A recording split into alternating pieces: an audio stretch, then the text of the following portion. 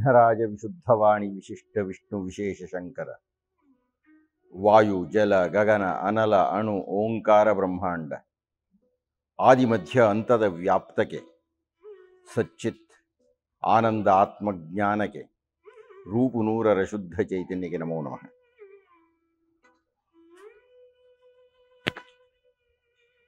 ಒಂದು ಗಂಡು ಮತ್ತೊಂದು ಗಂಡನ್ನು ಪ್ರೇಮಿಸೋ ಸಾಧ್ಯತೆ ಇದ್ದರೆ ಆಜಾದ್ ಅನ್ನುವುದ ನಾನು ಇವರನ್ನು ಪ್ರೇಮಿಸಿದ್ದೆ. ಕೃಷ್ಣಮೂರ್ತಿಗಳು ಬಹಳ ವರ್ಷಗಳ ಹಿಂದಿನ ಮಾತು. ಅವರ ರೋಚಕ ಬರವಣಿಗೆ, ನಿಮ್ಮ ರಕ್ತವನ್ನು ಕುದಿಸ್ತಕ್ಕಂತಹ ವಿವರಣೆ, ಅತ್ಯಂತ ಸಹಜ ಸುಂದರ ಸುಭಗ ಸುಮನೋಹರ, ಓದುಗನನ್ನು ಸ್ವಾಗತಿಸತಕ್ಕಂತಹ ಅವನ ಚಿತ್ತದಲ್ಲಿ ಹೋಗಿ ದಾಖಲಾಗತಕ್ಕಂತಹ ಅಲಂಕಾರ ಪ್ರಯೋಗಗಳು, ಸ್ವಭಾವೋಕ್ತಿಗಳು, ಇವೆಲ್ಲ ಯಾರ ಮನಸ್ಸನ್ನಾದರೂ ಗೆದ್ದು ಬಿಡತಕ್ಕಂಥದ್ದು. ಮಲ್ಲಾರದಲ್ಲಿ ಅವರು ಪ್ರತಿ ತಿಂಗಳು ಮಲ್ಹಾರ ರಾಗವನ್ನು ಹೊರಗೆ ತಗೊಂಡು ಬರ್ತಾ ಇದ್ದಾರೆ. ಧಾರ್ಮಿಕವಾದ ಸುಧೆಯನ್ನು ಕರ್ನಾಟಕಕ್ಕೆ ಹಂಚುತ್ತಾ ಇದ್ದಾರೆ.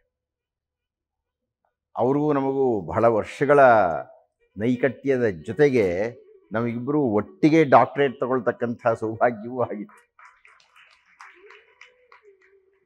ನಿಮ್ಮ ಆಗಮನ ನನಗೆ ತುಂಬ ಸಂತೋಷವನ್ನು ಉಂಟು ಮಾಡಿದೆ ಅಂತ ಹೇಳ್ತಾ ಇಂದಿನ ಉಪನ್ಯಾಸವನ್ನು ಆರಂಭ ಮಾಡೋಣ.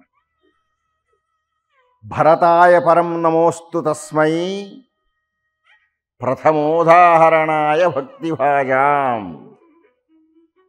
ನಿಗಮಾಂತ ದೇಶಿಕರು ವಿಶಿಷ್ಟಾದ್ವೈತ ಸಿದ್ಧಾಂತದಲ್ಲಿ ಶ್ರೀಮದ್ ರಾಮಾಯಣದ ಪಾತ್ರಗಳನ್ನೆಲ್ಲ ನೋಡ್ತಾ ಭರತನ ಬಗ್ಗೆ ಈ ಒಂದು ಮಂಗಳಾರತಿಯನ್ನು ಎತ್ತಿದೆ.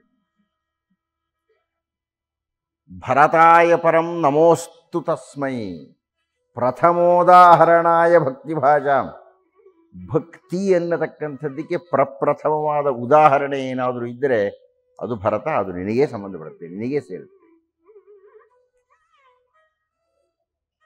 ಏಕಾಗ್ರವಾಗಿರತಕ್ಕಂತಹ, ದ್ವಂದ್ವರಹಿತವಾಗಿರತಕ್ಕಂತಹ, ಸ್ಪಷ್ಟವಾದ, ಸ್ಫುಟವಾದ, ಸ್ಥಿರವಾದ, ಅನನ್ಯವಾದ ಶರಣಾಗತಿಯ ಭಕ್ತಿಯನ್ನು ನಾವೇನಾದರೂ ನೋಡಲಿಕ್ಕೆ ಸಾಧ್ಯ ಇದ್ದರೆ ಅದು ಶ್ರೀಮದ್ ರಾಮಾಯಣದಲ್ಲಿ, ಅದು ಭರತನಲ್ಲಿ.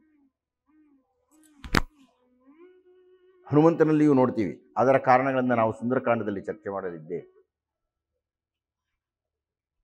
ಈ ಅಯೋಧ್ಯಾಕಾಂಡವನ್ನು ಮುಗಿಸಿ ಅರಣ್ಯಕಾಂಡವನ್ನು ಪ್ರವೇಶ ಮಾಡುವ ಮುನ್ನ ಆ ಸಂಧಿಸ್ಥಾನದಲ್ಲಿ ಎರಡು ಅಂಶಗಳನ್ನು ನಾನು ನಿಮ್ಮ ಮುಂದೆ ಪ್ರಸ್ತಾವ ಮಾಡಬೇಕಾಗಿದೆ. ಮೊದಲನೆಯದು, ನಮ್ಮ ಭಾರತದಲ್ಲಿ ನಡೆದಂತಹ ಶಾಸ್ತ್ರೀಯ ಚರ್ಚೆಗಳಿಗೆ ಆನುಪೂರ್ವಿಯಾಗಿ, ಆನುಕೂಲ್ಯವಾಗಿ ಅಥವಾ ದೋಹದದಂತೆ ಕೆಲಸ ಮಾಡಿದಂತಹ ಒಂದು ಚರ್ಚೆ ಋಗ್ವೇದದಲ್ಲಿಯೂ ಆರಂಭವಾಗಿ ಶ್ರೀಮದ್ ರಾಮಾಯಣದಲ್ಲಿ ದಾಖಲಾಗಿದ್ದು. ಎರಡನೆಯದು, ವಿಶೇಷವಾಗಿ ಈ ಸಭೆಗೆ, ಈ ದಿವಸಕ್ಕೆ ಸಂಬಂಧಪಟ್ಟಿರತಕ್ಕದ್ದು. ಮೊದಲನೆಯದನ್ನೇ ಚರ್ಚೆ ಮಾಡಿಬಿಡೋಣ. ನಮ್ಮಲ್ಲಿ ಏನು ಸಾಂಖ್ಯರು ಅಂತ ಬಂದರು, ಪಾತಂಜಲರು ಅಂತ ಬಂದರು, ಕಣಾದರು ಅಂತ ಬಂದರು, ಇವರೆಲ್ಲ ಯಾರ್ಯಾರೋ ಬಂದಿರಲ್ಲ ಶಾಸ್ತ್ರೀಯ ದೃಷ್ಟಿಕೋನಗಳನ್ನು ಹೊತ್ತು. ಅವರಿಗೆಲ್ಲ ಮೂಲ ಕಾರಣ ಯಾರಪ್ಪ ಅಂದರೆ ನಾಸ್ತಿಕರು. ಒಬ್ಬ ವ್ಯಕ್ತಿಯನ್ನು ಕೆದಕದೇ ಇದ್ದರೆ, ಒಬ್ಬ ವ್ಯಕ್ತಿಯನ್ನು ಅಲ್ಲಾಡಿಸದೇ ಇದ್ದರೆ, ಒಬ್ಬ ವ್ಯಕ್ತಿಯ ಸ್ಥಾನಭ್ರಷ್ಟತೆಯನ್ನು ಅವನು ದೌರ್ಬಲ್ಯವಾಗಿಯೋ ದೀನನಾಗಿಯೋ ಇದ್ದಾಗ ಮಾಡದೇ ಇದ್ದರೆ ಆ ವ್ಯಕ್ತಿ ಬೆಳೆಯಲಿಕ್ಕೆ ಸಾಧ್ಯವೇ ಆಗೋದಿಲ್ಲ. ನಾವು ಎಷ್ಟೋ ಜನರ ಮಾತುಗಳನ್ನು ಕೇಳ್ತೀವಿ. ಅವನ ಹೊತ್ತು ನಾನು ಬೈದ, ನಾನು ಊರು ಬಿಟ್ಟು ಬಂದೆ, ಈಗ ಕೊಟ್ಟಿದ್ದೀಶ ಆಗಿಬಿಟ್ಟಿದ್ದೀನಿ. ಇದು ನಮ್ಮ ಶಾಸ್ತ್ರೀಯ ಬೆಳವಣಿಗೆಗೂ ಅನ್ವಯಿಸ್ತಕ್ಕಂಥ ಮಾತು. ಎಲ್ಲೋ ಒಂದು ಚೌಕಟ್ಟಿನಲ್ಲಿ ನಾವು ಇದ್ದಾಗ ಅದು ಹಾಗೇ ಜಾಡ್ಯ ಆಗಿಬಿಡುತ್ತೆ. ಸಂಪ್ರದಾಯ ಹೇಳುತ್ತೆ, ಪೂಜೆ ಮಾಡ್ತೀವಿ, ಪೂಜೆ ಅರ್ಥವೇ ಗೊತ್ತಿಲ್ಲದೆ ಪೂಜೆ ಮಾಡ್ತಾ ಇರ್ತೀವಿ ನಾವು. ಯಾಕಯ್ಯ ಘಂಟನಾದ ಮಾಡ್ತೀಯ, ಯಾಕಯ್ಯ ಬಾಳೆಕಂದು ಕಟ್ತೀಯ, ಯಾಕಯ್ಯ ಕುಂಕುಮ ಇಟ್ಕೊಳ್ತೀಯ, ಯಾಕಯ್ಯ ಉಂಗುರ ಹಾಕ್ಕೊಳ್ತೀಯ, ಯಾಕಯ್ಯ ಕಡ್ಗ ಕಟ್ಕೊಳ್ತೀಯ, ಯಾಕೆ ಮಾವಿನ ತೋರಣ ಕಟ್ತೀಯ? ಇದಕ್ಕೆಲ್ಲ ವಿಶೇಷವಾಗಿರತಕ್ಕಂಥ ಕಾರಣಗಳಿವೆ. ಇವೆಲ್ಲವೂ ನಮ್ಮಲ್ಲಿ ನಮ್ಮ ಸುತ್ತಲೂ ಇರತಕ್ಕಂತಹ ಧನಾತ್ಮಕವಾದ ತರಂಗಗಳನ್ನು ಉದ್ದೀಪನ ಮಾಡತಕ್ಕಂತಹ ಶಕ್ತಿ ಇರತಕ್ಕವು. ನಮಗೆ ಅದರ ಅರ್ಥ ಗೊತ್ತಿಲ್ಲ. ಅತ್ಯಂತ ಪುಟ್ಟ ಉದಾಹರಣೆ ಅಂದರೆ ಕರ್ಣವೇಧನ. ಇವಾಗ ಯಾರೋ ನಾವು ಕಿವಿ ಚುಚ್ಚಿಕೊಳ್ಳೋದಿಲ್ಲ. ಸುಮಾರು 6 ವರ್ಷಗಳ ಹಿಂದೆ ಚೀನಾದಲ್ಲಿ ಒಬ್ಬ ವಿಜ್ಞಾನಿ ಪತ್ತೆ ಮಾಡದ ಅಂತ ನಮ್ಮ ಪತ್ರಿಕೆಗಳಲ್ಲಿ ಪ್ರಕಟ ಆಯಿತು. ಏನು? ಮಂದಮತಿಗಳಾಗಿದ್ದವರಿಗೆ ಅವನು ಪತ್ತೆ ಮಾಡಿದಂತೆ. ಇಲ್ಲಿ ಯಾವುದೋ ಒಂದು ನರ ಹೋಗುತ್ತೆ, ಅದು ಈ ಕಿವಿ ಹತ್ತಿರ ಬರುತ್ತೆ, ಅಲ್ಲಿ ಶಸ್ತ್ರಚಿಕಿತ್ಸೆ ಮಾಡಿದರೆ ಅವನು ಜ್ಞಾನಿಯಾಗ್ತಾನೆ. ಅಯ್ಯೋ ಪೆದ್ದಣ್ಣ, ನಮ್ಗೆ ಗೊತ್ತೇ ಅದು, ಅದಕ್ಕೆ ಕರ್ಣವೇಧನ ಮಾಡ್ತಾ ಇದ್ವಿ. ಇಲ್ಲಿ ಒಂದು ನರ ಹರಿದು ಹೋದರೆ ಆ ನರವನ್ನು ಛೇದಿಸಿದರೆ ಅವನು ಜ್ಞಾನಿಯಾಗ್ತಾನೆ. ಒಂದು ಬಹಳ ಸರಳ ಉದಾಹರಣೆ ನೋಡ್ರಿ. ನಾವೇನೋ ಮಾತಾಡ್ತಾ ಇರ್ತೀವಿ, ಎಲ್ಲರಿಗೂ ಆಗಿರೋ ಅನುಭವ ಹೇಳ್ತೀನಿ, ನೀವು ಹೌದು ಅನ್ಬೇಕೀಗ. ನಾವೇನೋ ಮಾತಾಡ್ತೀವಿ, ಏನೋ ಮರ್ತೋಗ್ಬಿಡ್ತಿದ್ದಕ್ಕಿದೆ. ಹಾಗೆ ಮಾತಾಡ್ತಾ ಇದ್ದಾಗ ಮರ್ತೋದು ನಾವೇನು ಮಾಡ್ತೀವಿ ಅಂತೀವಿ, ಎಲ್ಲೋ ಒಂದು ಕಡೆಗೆ ಇಲ್ಲೋ ಅಂತೀವಿ, ಇಲ್ಲೆಲ್ಲೋ ಅಂತೀವಿ, ತಕ್ಷಣ ನೆನಪಾಗ್ಬಿಡುತ್ತೆ. ಅಂದರೆ ನಮಗೆ ಗೊತ್ತಿಲ್ಲದೆ ಅಪ್ರಯತ್ನಪೂರ್ವಕವಾಗಿ ಸ್ವ ಇಚ್ಛೆ ತನ್ನಿಂದ ತಾನೇ ಆಗ್ಬಿಡುತ್ತೆ. ಕೈ ಅಲ್ಲಿ ಹೋಗುತ್ತೆ, ಹೀಗೆ ಅನ್ನತ್ತೆ, ಆ ನರನ ಮೀಟುತ್ತೆ, ತಕ್ಷಣ ನೆನಪಾಗಿ ಬಂದ್ಬಿಡುತ್ತೆ ನಮಗೆ. ಇದು ನಮಗೆ ಗೊತ್ತಿತ್ತು. ಅದರಿಂದ ನಾವೇನು ಮಾಡಿದ್ವಿ, ಬಾಲಕರಾಗಿದ್ದಾಲಿಯೇ ಕರ್ಣವೇಧನ ಮಾಡಿದ್ವಿ. ಬರೀ ಈಗ ಅದು ಹೆಂಗಸರಿಗೆ ಉಳ್ಕೊಂಡಿದೆ, ಅದು ಯುವತಿಯರು ಅದು ಉಳ್ಕೊಂಡಿಲ್ಲ, ಬರೀ ಹೆಂಗಸರಾಗಿರೋರು ಉಳ್ಕೊಂಡಿದೆ ಅಷ್ಟೇ. ಇಲ್ಲಿರ್ತಕ್ಕಂಥ ನರವನ್ನು ಛೇದಿಸಿದರೆ ಏನಾದರೂ ಆ ಜ್ಞಾನ ಪ್ರಸಾರಕ್ಕೆ ಅಡ್ಡಿಯಾಗುವುದಿದ್ದರೆ ಅದು ಪ್ರವಹಿಸುತ್ತೆ ಅಂತ. ಅದು ಯಾರೋ ಚೀನಾ ವಿಜ್ಞಾನಿ ನಮ್ಗೆ ಹೇಳಬೇಕಾಗಿಲ್ಲ, ನಮ್ಮ ಋಷಿಗಳು ಅದನ್ನು ಕಂಡುಹಿಡಿದು ಬಿಟ್ಟಿದ್ರೆ ಆಗಲೇನೆ.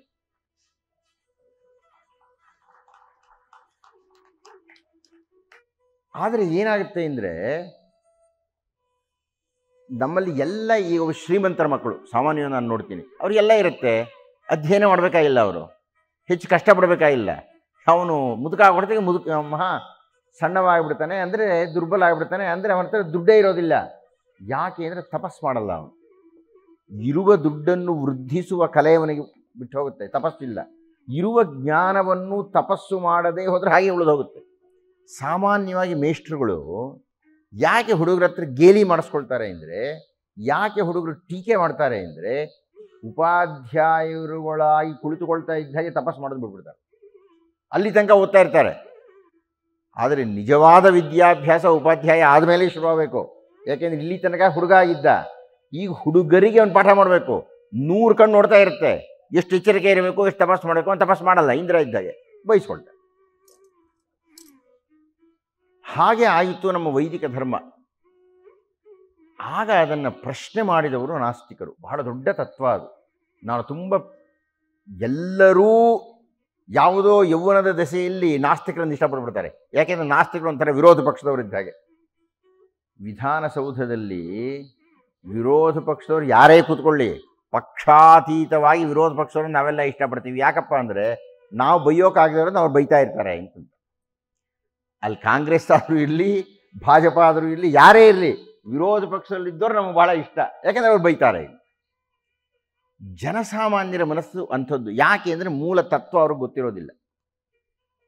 ಹೀಗಾಗಿ ನಮ್ಮಲ್ಲೊಂದು ನಾಸ್ತಿಕ ಪಂಥ ಅಂತ ಬಂತು. ಅವರು ಬಂದು ಕೆಲವು ಪ್ರಶ್ನೆಗಳು ಕೇಳ್ತಾ ಶುರು ಮಾಡಿದರು. ಏನು ನೀವೇನೇನೋ ಪೂಜೆ ಮಾಡ್ತೀರಿ, ಚೆನ್ನಾಗಿ ಊಟ ಗೀಟ ಎಲ್ಲ ಚೆನ್ನಾಗಿ ಮಾಡಿಬಿಡ್ತೀರಿ, ಅದೇನೋ ಶ್ರಾದ್ದ ಅಂತೆಲ್ಲ ಏನೋ ಮಾಡ್ತೀರಲ್ರಿ, ಅದೇನು ನೀವು ಪಿಂಡ ಪ್ರದಾನ ಮಾಡೋದು ಏನು ಹೋಗುತ್ತೇನೆ ರೀ ನಿಮ್ಮ ಪಿತೃದೇವತೆಗಳಿಗೆ? ನಿಜವಾಗಲೂ ನೀವು ಪಿಂಡ ಪ್ರದಾನವನ್ನು ಮಾಡುವುದು ಪಿತೃದೇವತೆಗಳಿಗೆ ಹೋಗುವುದು ನಿಜವೇ ಆದ ಪಕ್ಷದಲ್ಲಿ ಇಲ್ಲಿ ಊಟ ಮಾಡಿ. ನೀವು ಮಹಡಿ ಮೇಲೆ ಒಬ್ಬನು ಇರ್ತಾನೆ, ಪಕ್ಕದೊಂದು ಊಟ ಕೊಡಿ, ಮಹಡಿ ಮೇಲಕ್ಕೆ ಹೋಗಲಿ. ಅಲ್ಲಿ ಮಹಡಿ ಮೇಲಕ್ಕೆ ಹೋಗಲಾಗದಂತಹ ಊಟ ಪಿತೃದೇವತೆಗಳಿಗೆ ಹೋಗುತ್ತೋ?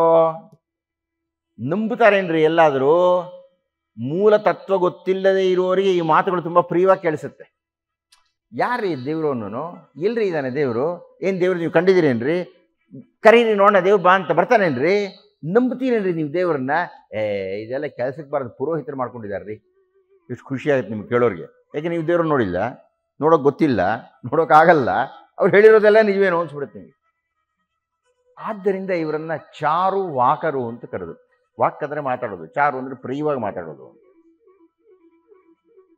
ನಮಗೆ ಪ್ರಿಯವಾಗತಕ್ಕ, ಅದರೊಳಗೂ ಯೌವನದಲ್ಲಿದ್ದಾಗ, ಅದರೊಳಗೂ ಏನು ಗೊತ್ತಿಲ್ಲದೇನೆ ಇದ್ದಾಗ, ಅದರೊಳಗೂ ಅರಬರೆ ತಲೆ ಇದ್ದಾಗ ಇಂತಹ ಮಾತುಗಳು ನಮಗೆ ಪ್ರಿಯವಾಗುತ್ತೆ. ಆದ್ದರಿಂದ ಚಾರು ವಾಕ್ ಅಂತ ಕರೆದರು. ಆದರೆ ಅವರು ತಾರ್ಕಿಕರಾಗಿದ್ದರು.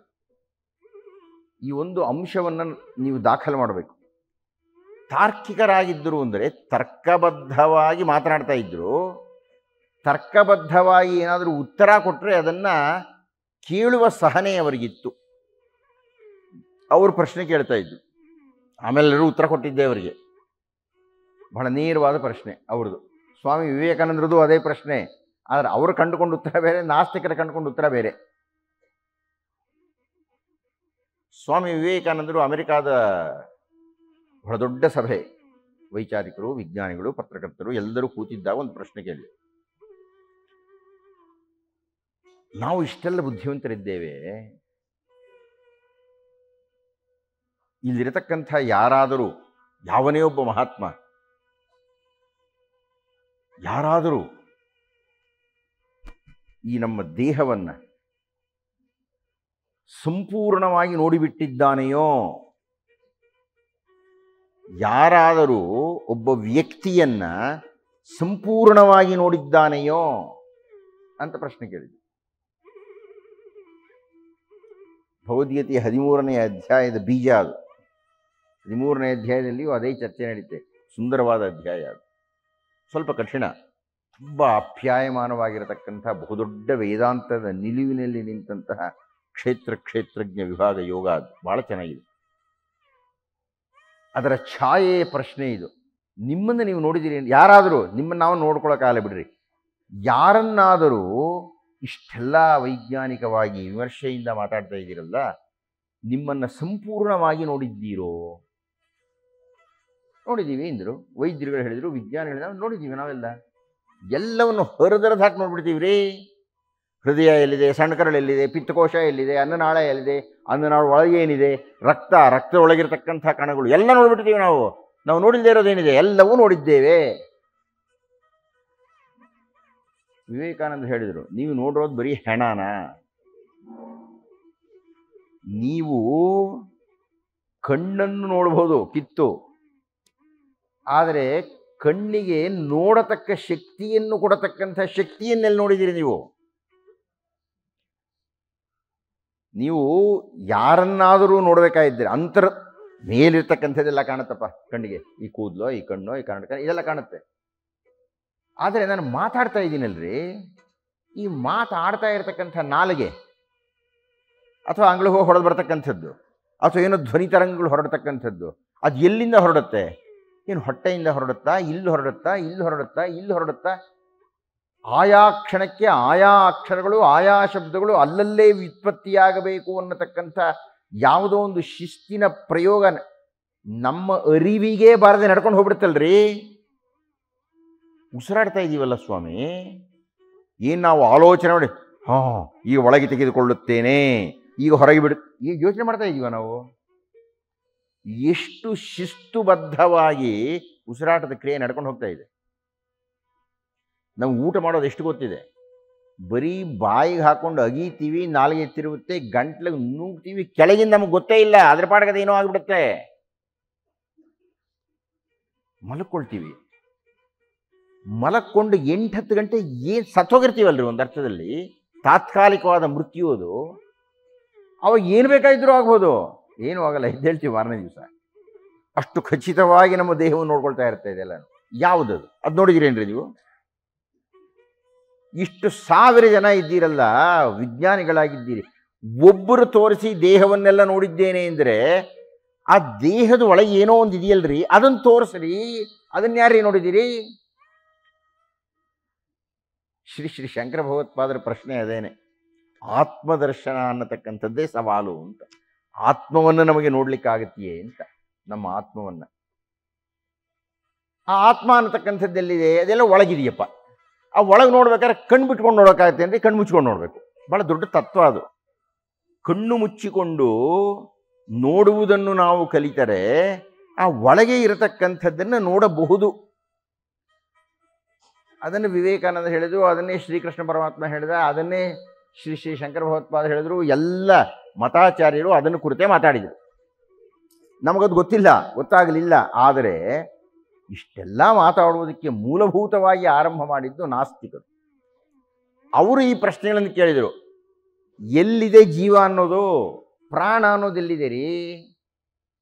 ಅದು ಏನೋ ಈ ಅಂಗಳಲ್ಲೇ ಸೇರ್ಕೊಳ್ಳುತ್ತಪ್ಪ ಪ್ರಾಣ ಅಂತ ಆಗಿಬಿಡುತ್ತೆ. ಸರಿ, ಎಲ್ಲಪ್ಪ ಹೋಯ್ತಾಗಾರೆ? ಆಗಿಬಿಟ್ಟು ಅಂಗಗಳು ಸೇರಿ ಪ್ರಾಣೋತ್ಪತ್ತಿ ಆಗುವುದಾದರೆ ಅವರೇನೋ ಒಂದು ಉದಾಹರಣೆ ಕೊಡ್ತಾರೆ.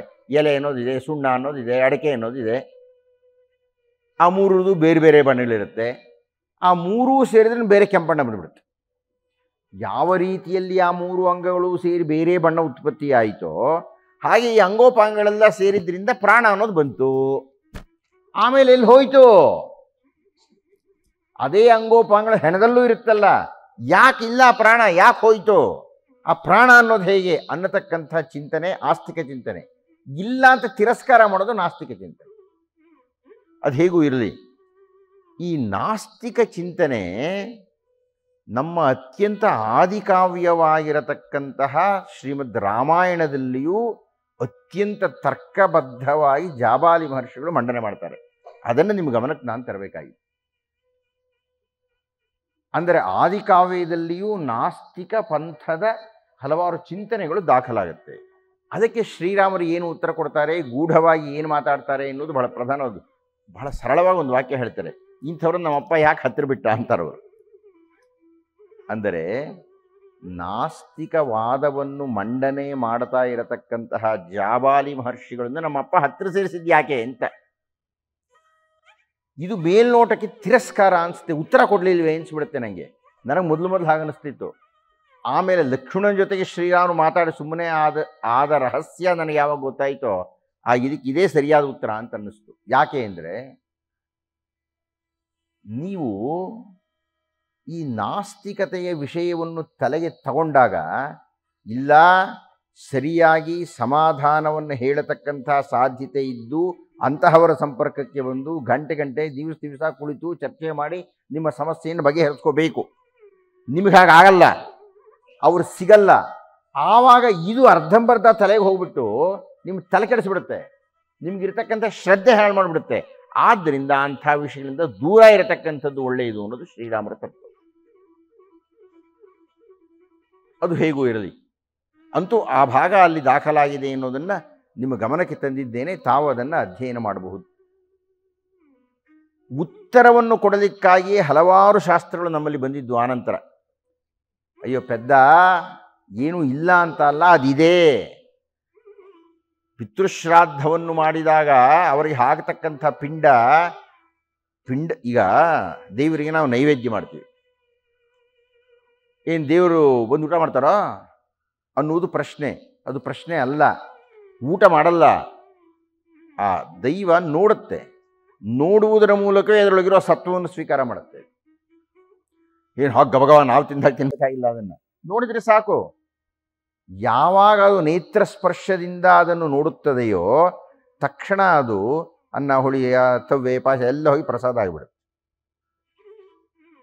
ಆ ಪ್ರಸಾದವನ್ನು ನಾವು ಸ್ವೀಕರಿಸ್ತೀವಿ. ಅಂದರೆ ಸ್ಪರ್ಶ ಬೇಕಿಲ್ಲ, ನೇತ್ರ ಸ್ಪರ್ಶ ಮಾತ್ರದಿಂದ, ನೋಟ ಮಾತ್ರದಿಂದಲೇ ಸರ್ವವನ್ನೂ ಸಾಧಿಸ್ತಕ್ಕಂಥ ಶಕ್ತಿ ಅದಕ್ಕೆ ಉಂಟು. ಹಾಗೆಯೇ ನಮ್ಮ ಅರಿವಿಗೆ ಬರದೇ ಇದ್ರೂ ಈಗ ನಾವು ಪಿಂಡ ಪ್ರದಾನ ಮಾಡ್ತೀವಿ. ಇದೆಲ್ಲ ಅನುಭವದಿಂದ ನೋಡಿರತಕ್ಕಂಥವರು ಪರೀಕ್ಷೆ ಮಾಡಿದಾಗ ಗೊತ್ತಾಗುತ್ತೆ. ಏನು ಅಪರಕರ್ಮ ಮಾಡ್ತಾ ಇರ್ತೀರ್ರಿ, ಏಕೋದ್ದಿಷ್ಟ ಪಿಂಡ, ಒಂದೇ ಒಂದು ಪಿಂಡನ ಹಾಕ್ತಿರಲ್ಲಿ ನಿಮ್ಮ ಪಿತೃದೇವತೆಗೆ. ನಾನಿದನ್ನು ಸುಮಾರು ಬಾರಿ ಪರೀಕ್ಷೆ ಮಾಡಿದ್ದೇನೆ. ಆ ಸಂದರ್ಭದಲ್ಲಿ ನಮ್ಮ ತಂದೆ ತಾಯಿ ಹೋದ ಸಂದರ್ಭದಲ್ಲಿ ನೀವು ಆ ಪಿಂಡ ಪ್ರದಾನ ಮಾಡಿದಾಗ ಅನ್ನದ ಉಂಡೆ ಇಡ್ತೀರಲ್ಲ, ಅಲ್ಲಿ ನೂರಾರು ಕಾಯಿಗಳು ಓಡಾಡ್ತಾ ಇರುತ್ತೆ, ಸುತ್ತಾ ಇರುತ್ತೆ. ಒಂದು ಅಗಳು ಕಂಡ್ರೆ ಸಾಕು ಬಂದು ಕಿತ್ಕೊಂಡು ಹೋಗೋ ಕಾಗೆ ಇದು. ನೂರಾರು ಕಾಗೆಗಳಿದ್ದರೂ ನೀವು ಇಟ್ಟ ಅನ್ನದ ಪಿಂಡದ ಹತ್ತಿರಕ್ಕೆ ಅವ್ರು ಬರಲ್ಲ. ನೀವು ಪರೀಕ್ಷೆ ಮಾಡಿ. ಯಾವುದೋ ಒಂದು ಕಾಗೆ ಮೆಲ್ಲ ಕುಟ್ಕೊಂಡು ಬರುತ್ತೆ. ಒಂದು ಸಲ ಕುಕ್ಕುತ್ತೆ, ಎಲ್ಲ ಕಾಯಿಗೆ ಬಂದು ಬೀಳುತ್ತೆ. ನಿಮ್ಮಲ್ಲಿ ಬಹಳಷ್ಟು ಜನ ನೋಡಿರ್ಬೇಕು ಅದನ್ನು. ಅಂದರೆ ಆ ಮೊದಲು ಯಾವ ಕಾಗೆ ಕುಕ್ಕುತ್ತದೆಯೋ ಅದರಲ್ಲಿ ನಿಮ್ಮ ಪಿತೃದೇವತೆಯ ಆತ್ಮ ಪ್ರವೇಶ ಆಗಿದೆ ಅಂತ. ಗರುಡ ಗೃಧ್ರ ವಾಯಸ ಜಲಚರ ರೂಪೇಣ ಪ್ರೇತೆ ಭುಂಕ್ತವ ಅಂತ ಶಾಸ್ತ್ರ. ಈ ಯಾವುದೋ ಒಂದು ರೂಪದಲ್ಲಿ ಆ ಆತ್ಮಶಕ್ತಿ ಅನ್ನೋದು ಪ್ರವೇಶ ಆಗುತ್ತೆ. ಅದೆಲ್ಲಿದೆ ಆತ್ಮಶಕ್ತಿ? ಹಾಗಾದ್ರೆ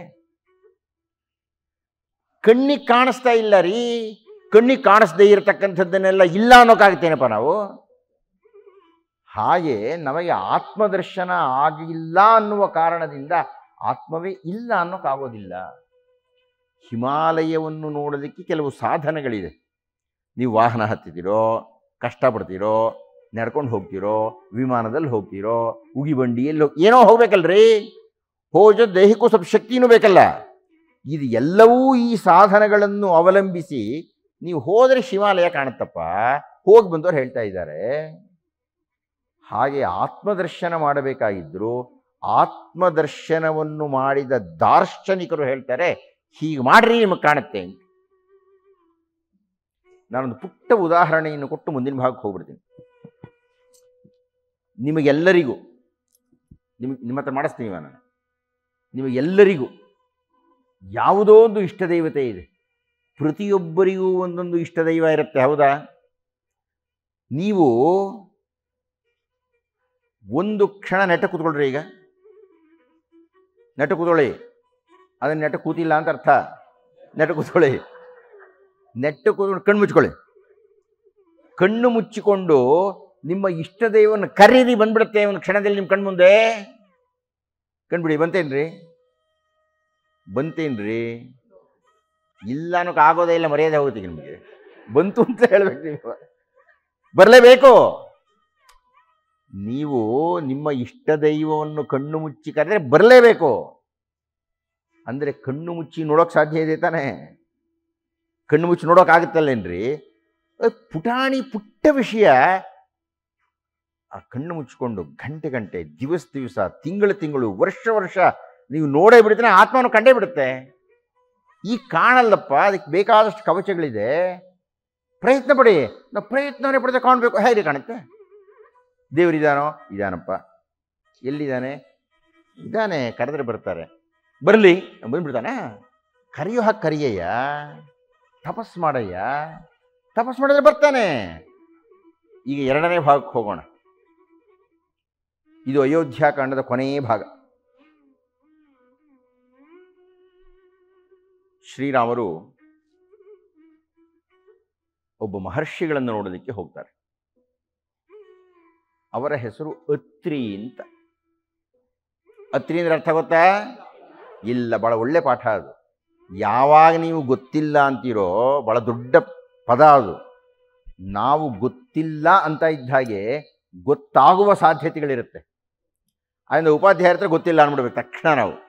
ಆವಾಗ ಪ್ರಯತ್ನ ಮಾಡಪ್ಪ ಅಂತಾರವರು. ಈಗ ಪ್ರಯತ್ನ ಮಾಡಿ ಏನೋ ಕಾಲವಿಲ್ಲ. ಅದರಿಂದ ನಾನು ಹೇಳ್ಬಿಡ್ತೀನಿ. ಎರಡು ಪದ ಅದು. ಒಂದು ಆ ನಾಸ್ತಿ, ತಿರಸ್ಕಾರ, ಅದು ಆ ಅನ್ನೋದು.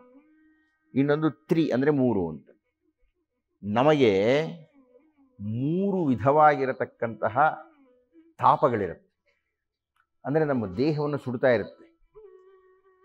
ಅದು ನಮಗೆಲ್ಲ ಗೊತ್ತಿದೆ. ಅಧ್ಯಾತ್ಮ ಅಂತೀವಿ, ಅಧಿಭೌತಿಕ ಅಂತೀವಿ, ಅತಿ ದೈವಿಕ ಅಂತೀವಿ. ಅದರ ವಿವರಣೆ ನನಗೆ ಕೊಡಲ್ಲ, ನಿಮಗೆಲ್ಲ ಚೆನ್ನಾಗಿ ಗೊತ್ತಿದೆ. ಈ ತಾಪಗಳನ್ನು ತಾಪತ್ರಯ ಅಂತ ಬಂದಿದ್ದು. ಅದರಿಂದ ಈ ತಾಪತ್ರಯವನ್ನು ಅಲ್ಲ ಮಾಡಿಸುವಾತ ಅತ್ರಿ. ಆ ತ್ರಿ, ಅತ್ರಿ ಅಂದ್ರೆ ಅರ್ಥ ಆಯ್ತಾ? ತ್ರಿ ಅಂದರೆ ಮೂರು ವಿಧವಾಗಿರತಕ್ಕಂತಹ ತಾಪಗಳನ್ನು ಅಲ್ಲ ಮಾಡಿಸುವಾತ ಅತ್ರಿ ಮಹರ್ಷಿ. ತಾಪತ್ರಯವನ್ನು ಅಲ್ಲ. ಆ ತಾಪತ್ರಯ ಅಲ್ಲ ಅಂತ ಹೇಗಾಗತ್ತೆ? ಈ ಅತ್ರಿ ಮಹರ್ಷಿಗಳ ವಿಷಯ ನಿಮಗೆ ಗೊತ್ತಾ? ಇಲ್ಲ. ಬಹಳ ಒಳ್ಳೆಯದು. ಆ ಅತ್ರಿ ಮಹರ್ಷಿಗಳಿಗೆ ಒಬ್ಬಳೇ ಹೆಂಡತಿ. ಆಕೆ ಹೆಸರು ಅಸೂಯೆ ಅಂತ, ಅನಸೂಯ ಅಂತ. ಬಹಳ ದೊಡ್ಡ ಗುಣ ಅದು, ನಮ್ಮಲ್ಲಿ ಇಲ್ಲದೆ ಇರತಕ್ಕಂಥ ಗುಣ ಅದು. ಅಸೂಯೆ, ಅಸೂಯೆಯೇ ಇಲ್ಲ ರೀ. ಯಾರ ವಿಷಯದಲ್ಲಿಯೂ ಅಸೂಯೆನೇ ಇಲ್ಲ. ಎಂಥ ಅದ್ಭುತವಾದ ಗುಣ, ಹೇಳೋಕೆ ಬರುತ್ತೆ, ಅನುಭವಿಸೋಕೆ ಬರಲ್ಲ ನಮಗೆ. ಈ ಅಸೂಯೆ, ಅನ್ಯರನ್ನು ಕಂಡು ಅಸೂಯೆ ಪಡದೇ ಇರತಕ್ಕಂತಹ ಗುಣವನ್ನು ಹೊಂದಿರುವ ಕಾರಣದಿಂದ ಆಕೆ ಬಹಳ ದೊಡ್ಡ ಪತಿವ್ರತೆ. ಈಕೆಯ ಪಾತಿವ್ರತ್ಯವನ್ನು ನೋಡಿ ಅಸೂಯೆ ಇರೋರು ಸಹಿಸೋಕ್ಕಾಗಲ್ಲ. ಅವ್ರು ಯಾರಯ್ಯ ಅಂದ್ರೆ ನಮ್ಮಂಥವ್ರು ಯಾರೂ ಅಲ್ಲ, ಲಕ್ಷ್ಮೀ ಸರಸ್ವತಿ ಪಾರ್ವತಿ ಇರಂತ. ಅವರಿಗೆ ನಾವೇ ಬಹಳ ದೊಡ್ಡವರು ಅಂದರೆ ಈ ಅನಸೂಯೆ ಅವಳು ದೊಡ್ಡವಳು ಅಂತಾರಲ್ಲ, ಮತ್ತೆ ಅಸೂಯೆ ಶುರು ಹೋಯ್ತು ತಕ್ಷಣ ಆಗ್ಲೇನೆ. ಹಾಗಾಗಿ ಅವರು ನಾರದನಿಗೆ ಹೇಳ್ತಾರೆ, ಸ್ವಲ್ಪ ಅವನು ಪರೀಕ್ಷೆ ಮಾಡಬೇಕಲ್ಲ ಅಂತ. ಗಮನ ಇಟ್ಟು ಕೇಳಬೇಕು ಈ ಕಥೆನ. ನಿಮ್ಮ ಕಥೆ ಗೊತ್ತಿದೆ, ರಹಸ್ಯ ನಾನು ಹೇಳೋಕೆ ಹೊರಡ್ತಾ ಇದ್ದೀನಿ ಈಗ. ಕಥೆ ನೀವು ಯಾವುದೋ ಕಥೆ ಗೊತ್ತಿಲ್ಲೇನ್ರಿ, ಇದು ಗೊತ್ತೇ ಇದೆ. ನಾರದ ಹೋಗ್ತಾನೆ, ಕಬ್ಬಿಣದ ಕಡಲೆ ತಗೊಂಡು ಹೋಗ್ತಾನೆ, ಆಕೆ ಬೇಯಿಸ್ಕೊಟ್ಬಿಡ್ತಾಳೆ. ದಯವಿಟ್ಟು ಗಮನಿಸಿ, ದಾಖಲು ಮಾಡ್ಕೊಳ್ಳಿ ಮುಂದೆ ಹೇಳ್ತಕ್ಕಂಥ ಅಂಶವನ್ನು.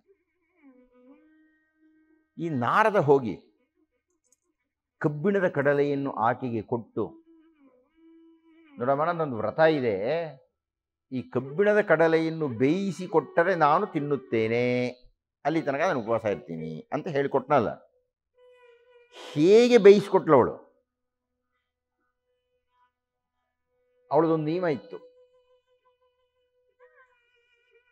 ಅತ್ರಿ ಮಹರ್ಷಿಗಳು ಹೊರಕ್ಕೆ ಹೊರಟಾಗ ಅವರ ಪಾದವನ್ನು ತೊಳೆದು ಆ ಪಾದದ ನೀರನ್ನ ಇಟ್ಕೊಳ್ತಾ ಇದ್ಲು ಕಲಶದಲ್ಲಿ.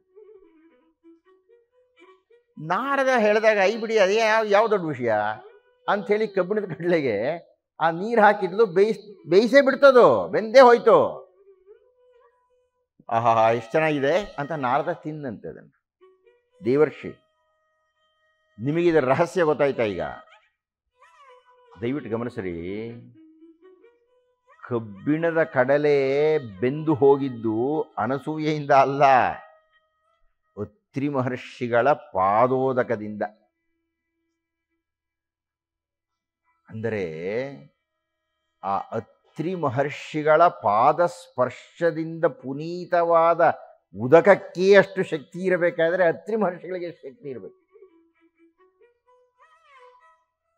ವಸಿಷ್ಠ ಬ್ರಹ್ಮರ್ಷಿಗಳು ಬ್ರಹ್ಮದಂಡವನ್ನು ಎತ್ತಿಡಿದೋ ಕೌಶಿಕನ ಮುಂದೆ ನಿಂತಿರಲ್ಲ. ಏಕೇನ ಬ್ರಹ್ಮದಂಡೇನ ಸರ್ವಾಸ್ತ್ರಾಣಿ ಹತೆ ನಿಮೇ. ಒಂದು ಬ್ರಹ್ಮದಂಡ ನನ್ನ ಅಸ್ತ್ರಗಳಿಂದ ನುಂಗ್ಬಿಡ್ತಲ್ಲಯ್ಯ ಅಂತ ಅವನು ಬೊಬ್ಬೆ ಹಾಕಿದ್ನಲ್ಲ ಕೌಶಿಕ. ಏನು ಬ್ರಹ್ಮದಂಡ ನುಂಗಿದ್ದು? ಬ್ರಹ್ಮದಂಡವನ್ನು ಹಿಡಿದ ಕೈ, ಆ ಕೈಗೆ ಇರತಕ್ಕಂಥ ಮಂತ್ರಶಕ್ತಿ ಆ ಬ್ರಹ್ಮದಂಡದಲ್ಲಿ ಪ್ರವಹಿಸಿ ಎಲ್ಲವನ್ನು ನುಂಗ್ತು.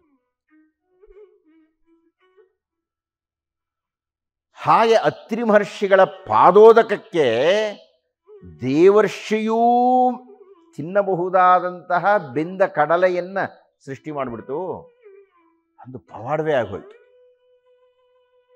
ಇದನ್ನು ಬಂದು ಆ ನಾರದ ಇವರು ಹೇಳ್ದ,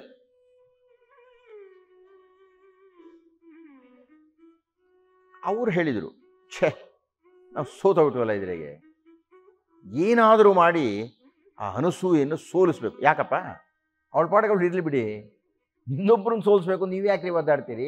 ಸೋಲೋ ಸ್ಥಿತಿ ಮೇಲೆ ಅವರೇ ಸೋಲ್ತಾರೆ, ಗೆಲ್ಲಲಿ ಬಿಡಿ. ಅವರು ಯಜಮಾನರಿಗೆ ಹೇಳಿದರು, ಕತೆ ನಿಮಗೆ ಗೊತ್ತು, ನಾನು ಅದರ ರಹಸ್ಯ ಹೇಳಲೇಬೇಕಾಗಿದ್ದೀನಿ. ಪಾಪ ಹೆಂಡತಿಯರು ಕಷ್ಟ ಕೊಟ್ಟರೆ ಯಾವ ಯಜಮಾನ ಒಲಿಯಲ್ಲ. ಬ್ರಹ್ಮ ವಿಷ್ಣು ಮಹೇಶ್ವರರಿಗೂ ಅದೇ ಸ್ಥಿತಿ ಬಂತು. ಮೂರೂ ಜನ ಮಡದಿಯರು ಪ್ರತಿನಿತ್ಯವೂ ಪ್ರತಿ ಕ್ಷಣವೂ ಅವನು ಪರೀಕ್ಷೆ ಮಾಡಿದ್ರ ಏನಾದರೂ ಮಾಡೋರು ಪಾತಿವ್ರತ್ಯ ಭಂಗ ಮಾಡ್ರಿ. ಯಾವ ಕರ್ಮನ್ರಿ ಇದು? ನಿಮಗೆ ನಾನು ಮೊದಲನೇ ದಿವಸ ಹೇಳಿದ್ದೆ ಅಂತ ಕಾಣುತ್ತೆ. ನಾವು ಚಿಕ್ಕವರಾಗಿದ್ದಾಗ ಜ್ಞಾಪಕ ಇದೆಯಾ? ನಾವು ಏನೇನೋ ಕೆಟ್ಟದ್ದು ಒಳ್ಳೇದೆಲ್ಲ ಕಲಿತು ಬಿಡ್ತೀವಿ. ನಮ್ಮ ದೊಡ್ಡವರು ನಮಗೆ ಕೆಟ್ಟದ್ದು ಕಲಿಸ್ಬಿಡ್ತಾರೆ ಒಂದೊಂದ್ಸಲ ಗೊತ್ತಿಲ್ಲದೆ. ನಾವು ದೊಡ್ಡವರಾದ್ಮೇಲೆ ನಾನು ತಿದ್ಕೊಳ್ಳಲ್ಲ. ಈ ತ್ರಿಮೂರ್ತಿಗಳು ಹೆಂಡತಿಯರ ಕಾಟವನ್ನು ತಟ್ಟುಕೊಳ್ಳಲಾರದೆ ಬಂದರು. ಎಲ್ಲ ಬ್ರಾಹ್ಮಣರ ವೇಷ ಹಾಕೊಂಡು ಬಂದರು. ಇಂಥದಕ್ಕೆಲ್ಲ ಬ್ರಾಹ್ಮಣರೇ ಗುರಿ ಆಗ್ತಾರೆ ಯಾವಾಗಲೂ, ಬೇರೆ ಇನ್ಯಾರೂ ಆಗಲ್ಲ. ಬ್ರಾಹ್ಮಣರ ವೇಷ ಹಾಕೊಂಡು ಬಂದಿದ್ದಾರೆ. ಆಕೆ ಮುಂದೆ ಕೇಳಿದ್ದಾರೆ, ನಿಮಗೆಲ್ಲ ಕಥೆ ಗೊತ್ತಿದೆ, ಅದನ್ನು ಹೆಚ್ಚು ವರ್ಣನೆ ಮಾಡಲಿಕ್ಕೆ ಹೋಗಲ್ಲ ನಾನು. ಅಂತೂ ಅವ್ರು ಕೇಳಿದ್ದೇನು, ನಮ್ಮದೊಂದು ವ್ರತ ಇದೆ, ಊಟಕ್ಕೆ ಬಡಿಸ್ಬೇಕು. ಬಡಿಸ್ತೀನಿ, ಆದರೆ ಬೆತ್ತಲೆ ಬಡಿಸ್ಬೇಕು. ಇದು ಯಾವ ಹೆಂಗಸ್ಗಾದ್ರೂ ಸಮಸ್ಯೆ ಆಗಲ್ಲೇನ್ರಿ? ಬೆತ್ತಲೆ ಬಡಿಸ್ಬೇಕು ನೀವು ಊಟಕ್ಕೆ ಅಂದರೆ. ವ್ರತ ನಮ್ಮ ಅಂದರು. ಬಡಿಸ್ತೀನಿ ಇದು ಬಿಡ್ಲಾಕೆ, ಮುಗ್ದೇ ಹೋಯ್ತು. ಹೇಗೆ ಬಡಿಸ್ತೀನಿ? ಇವರಿಗೆ ಆತಂಕ ಈಗ, ಹೇಗೆ ಬಡಿಸ್ತಾಳೆ ಇವಳು? ಬಡಿಸಲ್ಲ ಅಂತಾಳೆ ಅಂತ ಇವರು ಅಂದ್ಕೊಂಡಿದ್ರು. ಬಡಿಸ್ತೀನಿ ಅಂದ್ಬಿಟ್ಲು ಅವಳು. ಹೇಗಪ್ಪ ಈ ಗತಿ ಏನಪ್ಪ ಅಂತ ಇವ್ರು ಓದಾಡ್ತಾ ಇದ್ರು ಈಗ 3 ಜನ. ಭಾಳ ಸರಳ, ಭಾಳ ಸುಲಭ ನೋಡ್ರಿ. ನಮಗೆ ನಮ್ಮ ಅಪ್ರಾಣಿಗೂ ಮಂತ್ರಶಕ್ತಿ ಯೋಗ್ಯತೆ ಗೊತ್ತೇ ಇಲ್ಲ. ಆದ್ದರಿಂದಲೇ ನಾವು ದುರ್ಬಲರಾಗಿಬಿಟ್ಟಿದ್ದೇವೆ.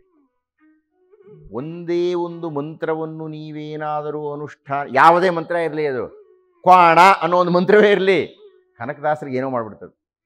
ಕ್ವಾಣ ಕ್ವಾಣ ಕ್ವಾಣ ಕ್ವಾಣ ಕ್ವಾಣ ಕ್ವಾಣ ಕ್ವಾಣ ಅಂತ ಇದ್ದೇ ಕನಕನಾಯಕ ಕನಕದಾಸ ಆಗಿಬಿಟ್ಟ. ನೀವು ಯಾವುದೋ ಒಂದು ಮಂತ್ರ ಇಟ್ಕೊಳ್ಳಿ, ಆ ಮಂತ್ರ ಪ್ರಭಾವ ಹೇಗೆ ಅಂತಂದರೆ, ತ್ರಿಮೂರ್ತಿಗಳು ಒದ್ದಾಡಿ ಹೋಗ್ಬಿಟ್ರಲ್ರಿ.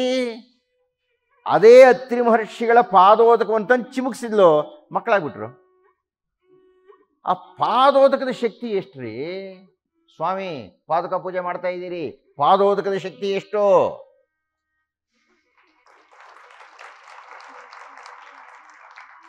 ತ್ರಿಮೂರ್ತಿಗಳನ್ನು ಶಿಶುಗಳನ್ನಾಗಿ ಪರಿವರ್ತನೆ ಮಾಡಬಲ್ಲಂತಹ ಶಕ್ತಿ ಅತ್ರಿ ಮಹರ್ಷಿಗಳ ಪಾದೋದಕಕ್ಕೆ ಇತ್ತು.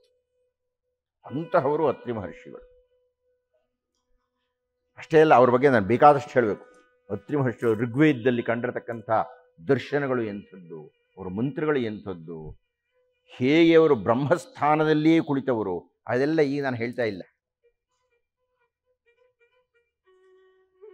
ಈ ಕಡೆ ಹೆಂಡತಿರೆಲ್ಲ ಕಾಯ್ತಾ ಇದ್ದಾರೆ. 1 ದಿವಸ ಆಯಿತು, 2 ದಿವಸ ಆಯಿತು, 10 ದಿವಸ ಆಯಿತು, 20, ಬರ್ತಾನೆ ಇಲ್ಲ ವಾಪಸ್ಸು. ಆಮೇಲೆ ನೋಡಿದ್ರೆ ಎಲ್ಲ ಮಕ್ಕಳೆಲ್ಲ ಕೂತಿದ್ದಾರೆ. ಓಡ್ ಬಂದ್ರೆಲ್ಲ. ಅನಸೂಯೆ ಕಾಲ ಮೇಲೆ ಬಿದ್ದರು. ಗಮನ ಇಟ್ಟು ಕೇಳಿ, ನಾವು ಯಾರನ್ನ ಲಕ್ಷ್ಮೀ, ಪಾರ್ವತಿ, ಸರಸ್ವತಿ, ಬಹಳ ದೊಡ್ಡ ದೊಡ್ಡ ದೇವಿಯರು ಅಂತ ಕರಿತೀವೋ ಅವರೆಲ್ಲ ಈ ಋಷಿ ಪತ್ನಿಯ ಕಾಲ ಮೇಲೆ ಬಿದ್ದು ನಮ್ಮ ಗಂಡನನ್ನು ಕೊಡಮ್ಮ ಅಂತ ಕೇಳಿದ್ರು.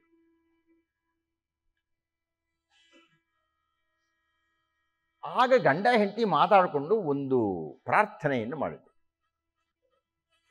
ನಮಗೆ ಇಷ್ಟು ದಿವಸ 3 ಪಾಪಚ್ಚಿಗಳ ಜೊತೆಗೆ ಆಟ ಆಡ್ತಾ ಇದ್ವಿ ನಾವು, ಮಕ್ಕಳೇ ಇಲ್ಲ ನಮಗೆ. ಈ 3 ಜನವನ್ನು ನಾವು ಕೊಟ್ಟರೆ ನಮಗೆ ಮಗು ಎಲ್ಲಿ ಇಂದ್ರು. ಅದಕ್ಕೆ ಅವ್ರು ಹೇಳಿದರು, ನಾವು ನಮ್ಮ ಯಜಮಾನರಿಗೆ ಶಿಫಾರಸು ಮಾಡ್ತೀವಿ, ನಿಮಗೊಬ್ಬ ಮಗನ ಕೊಡಲಾಗತ್ತೆ. ಯಥಾ ಪ್ರಕಾರ ಅತ್ರಿ ಮಹರ್ಷಿಗಳ ಪಾದೋದಕ ಸ್ಪರ್ಶದಿಂದ ತ್ರಿಮೂರ್ತಿಗಳು ಎದ್ದು ನಿಂತ್ಕೊಂಡ್ರು. ಈಗ ಅತ್ರಿ ಮಹರ್ಷಿಗಳು ಕೇಳಿದರು, ಸ್ವಾಮಿ, ಇಷ್ಟು ದಿವಸ ನೀವೆಲ್ಲ ನಮ್ಮ ಮಕ್ಕಳಾಗಿದ್ರಿ, ಈಗ ನಿಮ್ಮ ಮನೆಯವರೆಲ್ಲ ಬಂದು ನಿಮ್ಮನ್ನು ವಾಪಸ್ ಕರ್ಕೊಂಡು ಹೋಗ್ತಾ ಇದ್ದಾರೆ, ನಮಗೆ ಮಕ್ಕಳಿಲ್ಲ, ಆದ್ದರಿಂದ ನಮಗೆ ಒಂದು ಮಗು ಬೇಕು. ಅವರು ಹೇಳಿದರು, ನಾವೇ ನಿನಗೆ ಮಗುವಾಗಿ ಹುಟ್ಟುತ್ತೀವಿ.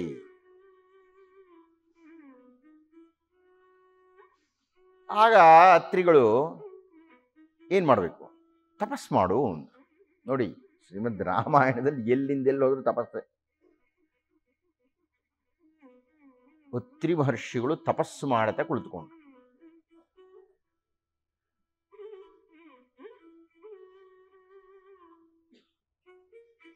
ಪುತ್ರಕಾಮಾಯ ಅತ್ರಯೇ, ಪುತ್ರಕಾಮಾಯ ಮಗು ನನಗೆ ಬೇಕು ಅಂತ ಹೇಳಿ ಅತ್ರಿ ಮಹರ್ಷಿಗಳು ತಪಸ್ಸು ಮಾಡ್ತಾ ಕೂತಿದ್ದಾರೆ. ನೀವೆಲ್ಲ ಈಗ 1 ನಿಮಿಷ ಬಹಳ ಗಮನ ಇಟ್ಟು ನಾನು ಹೇಳ್ತಕ್ಕಂಥದ್ದನ್ನು ದಾಖಲು ಮಾಡ್ಕೋಬೇಕು. ಏಕೆಂದರೆ ನೀವೊಂದು ಹೆಸರು ಉತ್ಪತ್ತಿ ಆಗ್ತಾ ಇದೆ. ಅತ್ರಿ ಮಹರ್ಷಿಗಳು ಏನು ಮಾಡ್ತಾ ಇದ್ದಾರೆ? ತಪಸ್ಸು ಮಾಡ್ತಾ ಇದ್ದಾರೆ. ಯಾಕಾಗಿ ತಪಸ್ಸು ಮಾಡ್ತಾ ಇದ್ದಾರೆ? ಮಗು ಬೇಕು ಅಂತ ತಪಸ್ಸು ಮಾಡ್ತಾ ಇದ್ದಾರೆ. ಮಗುವನ್ನು ಕೊಡ್ತೀನಿ ಅಂತ ಯಾರು ಹೇಳಿದ್ದಾರೆ? ತ್ರಿಮೂರ್ತಿಗಳು ಹೇಳಿದ್ದಾರೆ. ಅತ್ರಿ ಮಹರ್ಷಿಗಳು ಹೇಳಿದರು, ನಿಮ್ಮ 3 ಜನದಲ್ಲಿ, ಗಮನ ಇಟ್ಟು ಕೇಳಬೇಕು, 3 ಜನದಲ್ಲಿ ಅತ್ಯಂತ ದಾಖಲು ಮಾಡಿಕೊಳ್ಬೇಕಾದ ವಿಷಯ ಇದು, 3 ಜನರಲ್ಲಿ ಯಾರು ಮಹಾಶಕ್ತರೋ ಅವರು ನನಗೆ ಮಗುವಾಗಿ ಹುಟ್ಟಲಿ ಎಂದರು ಅಂತ ಹೇಳಿ, ಸು ದುಶ್ಚರತರಂ ತಪಃ ತಪ್ಯಮಾನಾಯ ಅತ್ರಯೇ ಪುತ್ರಕಾಮಾಯ, ಶಾಂಡಿಲ್ಯೋಪನಿಷತ್ನಲ್ಲಿ ಬರುತ್ತೆ. ಸುದುಶ್ಚರತರಂ ತಪಃ ತಪ್ಯಮಾನಾಯ ಅತ್ರಯೇ ಪುತ್ರಕಾಮಯ, ಅತ್ಯಂತ ಕಷ್ಟತರವಾಗಿರತಕ್ಕಂತಹ ತಪಸ್ಸನ್ನು ಅತ್ರಿ ಮಹರ್ಷಿಗಳು ಮಾಡ್ತಾ ಕೂತಿದ್ದಾರೆ. ಆ ಮುಹೂರ್ತ ಬಂತು. ಕಣ್ಣು ತೆಗಿ, ನಿನಗೆ ನಾವು ಜ್ಯೋತಿ ರೂಪದಲ್ಲಿ ಪುತ್ರ ಸಂತಾನಕ್ಕೆ ವರ ಕೊಡ್ತೀವಿ. ಅತ್ರಿ ಮಹರ್ಷಿಗಳು ಕಣ್ಣು ತೆಗೆದರು. ಅವರು ಅಂದ್ಕೊಂಡಿದ್ದಾರೆ, ತ್ರಿಮೂರ್ತಿಗಳಲ್ಲಿ ಯಾರಾದರೂ ಒಬ್ಬರು ನಿಂತಿರ್ತಾರೆ ಮುಂದೆ ಅಂತ. 3 ಜನ ನಿಂತ್ಕೊಂಡಿದ್ದಾರೆ. ಅತ್ರಿ ಮಹರ್ಷಿಗಳು ಕೇಳಿದರು, ಏನಿದು, ನಾನು ಯಾರಾದರೂ ಮಹಾಶಕ್ತರೊಬ್ಬರು ನಿಂತ್ಕೊಳ್ಳಿ ಇನ್ನಲ್ಲ. ಅವ್ರು ಹೇಳಿದರು, 3 ಜನದಲ್ಲಿ ಸಮಾನ ಶಕ್ತಿ ಉಂಟಯ್ಯ, ಯಾರೊಬ್ಬರು ಬರ್ತಾರೆ, 3 ಜನವೂ ಬಂದಿದ್ದೇವೆ.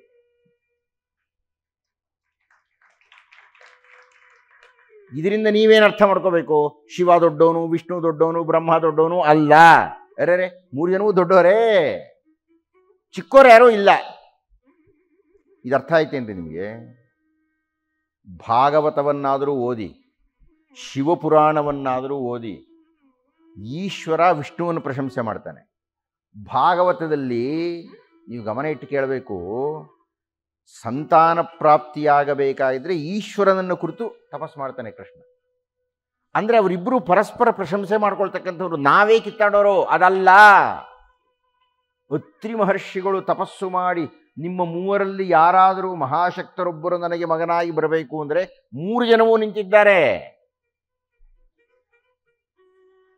ಭಗವತಾ ಜ್ಯೋತಿ ರೂಪೇಣ ಆತ್ಮೈವ ದತ್ತೋ. ಆ 3 ಜ್ಯೋತಿಗಳಾದವು. ಆ 3 ಜ್ಯೋತಿಯು ಒಂದಾಗಿ ಸೇರಿತು. ಇದನ್ನು ಗಮನ ಇಟ್ಟು ಕೇಳಿ, ಕೇಳಲೇಬೇಕು. ನಿಮಗೆ ಈ ಪದ ಅರ್ಥ ಆಗಲೇಬೇಕು. ಇವತ್ತು ದಿವಸ ಈ ಹೊತ್ತೇ ಅರ್ಥ ಆಗೋದಕ್ಕೊಂದು ಕಾರಣ ಇದೆ. ಆತ್ಮೈವ ಭಗವತ ಜ್ಯೋತಿರೂಪೇಣ ಆತ್ಮೈವ, ಆ ತ್ರಿಮೂರ್ತಿಗಳ ಆತ್ಮವು ಜ್ಯೋತಿ ರೂಪವಾಗಿ ದತ್ತೋ, ಸಂಸ್ಕೃತದಲ್ಲಿ ಕೊಡಲ್ಪಟ್ಟಿತು. ಯಾರು ಕೊಡ್ತು? ಅತ್ರಿ. ತ್ರಿಮೂರ್ತಿಗಳು ಏನು ಮಾಡಿದರು? ಕೊಟ್ಟರು. ಅತ್ರಿ ದತ್ತ, ಅತ್ರಿ ದತ್ತ, ದತ್ತಾತ್ರಿ ದತ್ತಾತ್ರೇಯ.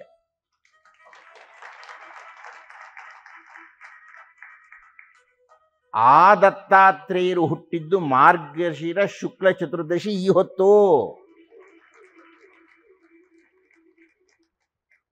ಇವತ್ತು ದಿವಸ ದತ್ತಾತ್ರೇಯ ಜಯಂತಿ. ಆ ದತ್ತಾತ್ರೇಯ ಜಯಂತಿಯ ದಿವಸವೇ ನಾವು ಅತ್ರಿ ಮಹರ್ಷಿಗಳ ಆಶ್ರಮಕ್ಕೆ ಹೋಗಿ ಬಂದಿದ್ದೇವೆ. ಶ್ರೀರಾಮ ಸೀತೆಯರು ಅಲ್ಲಿ ಹೋಗಿ ಬಂದಿದ್ದಾರೆ. ಅವರಿಂದ ಅಲ್ಲೆಲ್ಲ ಕಥೆ ಬೇರೆ ಬೇರೆ ಇದೆ. ಸೀತೆಗೆ ಅವರು ಏನೇನೋ ಕೊಟ್ಟರು, ಶ್ರೀರಾಮನಿಗೆ ಏನೋ ಕೊಟ್ಟರು ಇತ್ಯಾದಿ. ಅದು ಬಿಡಿ, ಮುಖ್ಯವಾಗಿ ಈ ರಹಸ್ಯವನ್ನು ನಾನು ನಿಮಗೆ ಹೇಳಬೇಕಾಗಿತ್ತು. ಅಲ್ಲಿಂದ ಇಲ್ಲಿಗೆ ಅಯೋಧ್ಯಕಾಂಡ ಮುಕ್ತಾಯ. ಇವರು ಅರಣ್ಯಕಾಂಡವನ್ನು ಪ್ರವೇಶ ಮಾಡಬೇಕಾಗಿದೆ. ಅರಣ್ಯಕಾಂಡದ ಪ್ರಾರಂಭದಲ್ಲಿ ತೆಂಗಿನ ಮರದೆತ್ತರಕ್ಕೂ ನಿಂತಿಹ ಅಗಲದಿ ಆಲದ ಮರ ಮೀರಿಹನು ತೋಳೊಂದೊಂದು ಹುಣಿಸೆಯ ಕೊಂಬೆ ಕತ್ತಾಳೆಯ ಮಿದು ಬೆರಳೊಂದೊಂದು. ಅರ್ಥ ಆಗುತ್ತಲ್ಲ? ಇದಕ್ಕೇನು ವಿವರಣೆ ಬೇಕಾಗಿಲ್ಲ. ರೋಮ ವಿರದ ತಲೆ ಹೊಳೆದಿದೆ ಗುಂಡು, ಮುಖದ ತುಂಬ ಇದೆ ಗುಳ್ಳೆಯ ಹಿಂಡು, ಹತ್ತಿಯ ಬೀಜದ ಕಣ್ಣಿನ ಕೆಳಗೆ ಚಾಚಿದೆ ಗರಗಸದಂತಹ ಮೂಗು, ವಕ್ರದಂತಗಳ ಕೆಟ್ಟ ಹಲ್ಲುಗಳ, ಕಪ್ಪು ನಾಲಗೆಯ ಕಪ್ಪು ದಶನಗಳ, ಗುಹೆ ಗಂಟಲ ಗೊಗ್ಗರದನೆಯಲ್ಲಿ ಅರಚುತ ವಿರಾಧ ಐತರುತಿಹನು. ಶ್ರೀರಾಮ ಸೀತಾ ಲಕ್ಷ್ಮಣರು ಹೋಗ್ತಾ ಇದ್ದರೆ ಆ ವಿರಾಧನ ಆಗಮನ ಆಗಿದೆ ಹೀಗೆ.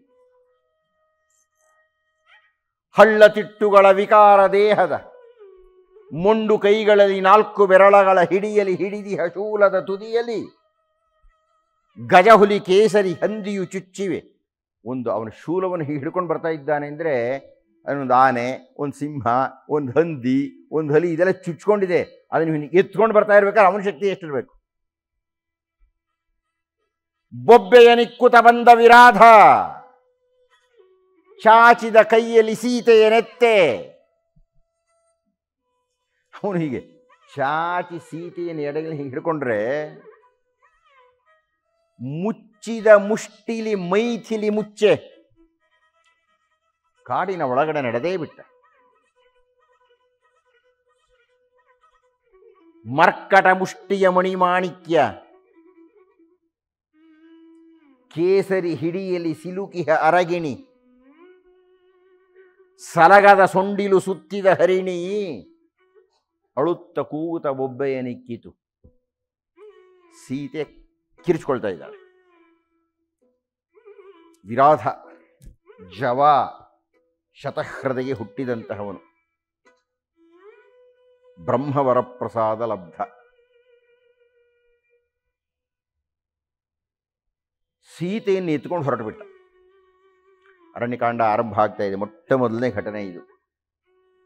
ಸೀತೆ ಶ್ರೀರಾಮರನ್ನು ಅಗಲುತ್ತಾಳೆ ಎನ್ನುವುದಕ್ಕೆ ವಾಲ್ಮೀಕಿಗಳು ಬರೆದ ಮುನ್ನುಡಿ. ನಾವು ಶ್ರೀಮದ್ ರಾಮಾಯಣವನ್ನು ಓದಿದಾಗ ಎಷ್ಟು ರಹಸ್ಯಗಳಿದೆ ಇದರೊಳಗೆ ಅಂದರೆ ಅಧ್ಯಯನ ಮಾಡಬೇಕು ನಾವು. ಬರೀ ಸಂಪ್ರದಾಯಬದ್ಧವಾಗಿರತಕ್ಕಂಥ ಮಂತ್ರಾತ್ಮಕವಾದ ಅಧ್ಯಯನ ಬೇರೆ, ಇದು ಕಾವ್ಯಾತ್ಮಕವಾದ ದರ್ಶನ. ಇದು ಮುಂದೆ ರಾವಣ ಎತ್ಕೊಂಡು ಹೋಗ್ತಾನ್ರಿ, ಈಗಲೇ ಎತ್ಕೊಂಡು ಹೋಗ್ತಾ ಇದ್ದಾನೆ. ಶ್ರೀರಾಮ ಲಕ್ಷ್ಮಣರ ಸಾಕ್ಷಿಯಲ್ಲಿ ಸೀತೆಯನ್ನು ಹಾರಿಸ್ಕೊಂಡು ಬಿಡ್ತಾ ಇದ್ದಾನೆ.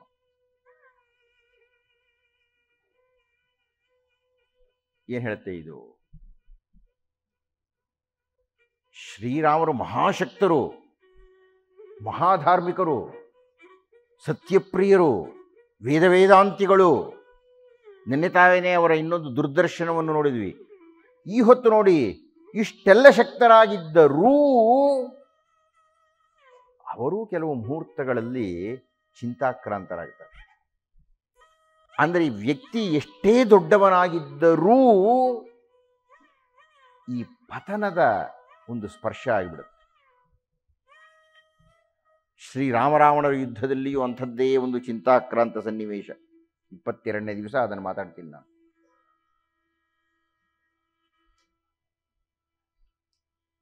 ಒಂದಷ್ಟು ಒದ್ದಾಡಿದರು, ಆಮೇಲೆ ಅವನು ತಿರುಗಿಸಿದ್ರು, ಅವನು ಹೊಡೆದ್ರು, ಅವನು ಬಡಿದ್ರು, ಸೀತೆಯನ್ನು ಬಿಡಿಸ್ಕೊಂಡ್ರು. ರಾಮ ಲಕ್ಷ್ಮಣನ ಅವನ ಭುಜ ಮೇಲೆ ಹತ್ತಿಸ್ಕೊಂಡು ಕರ್ಕೊಂಡು ಹೋದ. ಕೊನೆಗೆ ಅವನ ಭುಜಗಳನ್ನು ಕತ್ತರಿಸಿದ್ರು. ಅವನು ಕೆಳಗೆ ಕುಸಿದ, ಬಿದ್ದ. ಕುಸಿದು ಬೀಳುತ್ತಿದ್ದಂತೆಯೇ ಅವನು ಕೇಳಿದ, ನೀನು ಶ್ರೀರಾಮನ ಅಂತ. ಹೌದು, ನಾನು ಶ್ರೀರಾಮ, ನಿನಗ್ಯಾಕೆ ಗೊತ್ತು ಅಂದರು. ಓಹೋ, ನೀನು ದಶರಥನ ಮಗ ಕಣಯ್ಯ. ನಾನು ಎತ್ಕೊಂಡು ಹೋದಾಕೆ ಜಾನಕಿ ನಿನ್ನ ಹೆಂಡತಿ ಅಂತ ಅವನು ಹೇಳ್ತಾ ಇದ್ದಾನೆ ವಿರಾಧ. ನಂದು ಭಾಳ ದೊಡ್ಡ ಕಥೆನಪ್ಪ. ಈ ಭಾರವಾದ ತೋಳುಗಳಿತ್ತು, ಇಷ್ಟು ದಿವಸ ಕತ್ತರಿಸ್ಬಿಟ್ರೆ ನೀವು ಕತ್ತರಿಸಿದ್ದರಿಂದ ನೀವು ಯಾರು ಅಂತ ಗೊತ್ತಾಯ್ತು. ನೀನು ಮಹಾನುಭಾವ. ನಾನೊಬ್ಬ ಗಂಧರ್ವ, ಹೆಸರು ತುಂಬುರ ಎಂದು, ವೈಶ್ರವಣ ಯಜಮಾನ ನಾನವನ ದಾಸ. ನಾನೊಬ್ಬ ಯಕ್ಷ, ನಾನೊಬ್ಬ ಗಂಧರ್ವ. ನಮಗೆ ಯಜಮಾನರು ಕುಬೇರರು. ದೇವಲೋಕಕ್ಕೂ ನಮಗೂ ಹತ್ತಿರದ ನೈಕಟ್ಯ, ಸ್ವರ್ಗಲೋಕದರಂಭೆ ನಮ್ಮೆಲ್ಲರಿಗೂ ಮೆಚ್ಚು.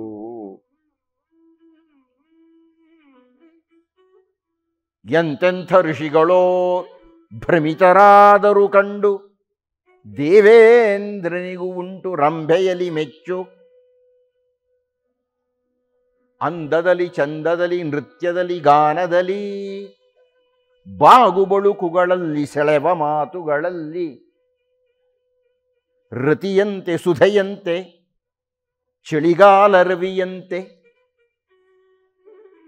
ಮೀರಿಸುವರಾರುಂಟು ರಂಭೆ ರಂಭೆಗೆ ಸಾಟಿ. ಅಂಥ ರಂಭೆ, ಈ ಕಥೆಯನ್ನು ಯಾರು ಹೇಳ್ತಾ ಇದ್ದಾರೆ? ವಿರಾಧ ಹೇಳ್ತಾ ಇದ್ದಾನೆ. ನನ್ನ ಹೆಸರು ತುಂಬುರ ಅಂತ, ಒಬ್ಬ ಗಂಧರ್ವ ನಾನು.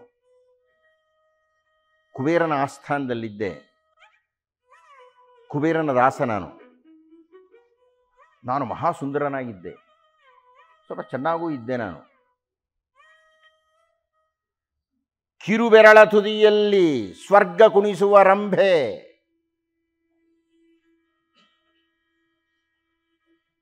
ಒಲಿದು ಬಂದಳು ಇತ್ತ ನಾಕನರ್ತಕಿಯು. ಪೂರ್ವ ಪುಣ್ಯವೋ ಅಥವಾ ವಿಧಿಯ ಇಚ್ಛೆಯೋ ಕಾಣೆ, ಬಡವನಿಗೆ ಸಿಕ್ಕಂತೆ ಕೋಟಿ ರೂಗಳ ಥೈಲಿ. ಆ ರಂಭೆ ಅದು ಹೇಗೋ ಏನೋ ನನ್ನ ಇಷ್ಟಪಟ್ಬಿಟ್ಲು.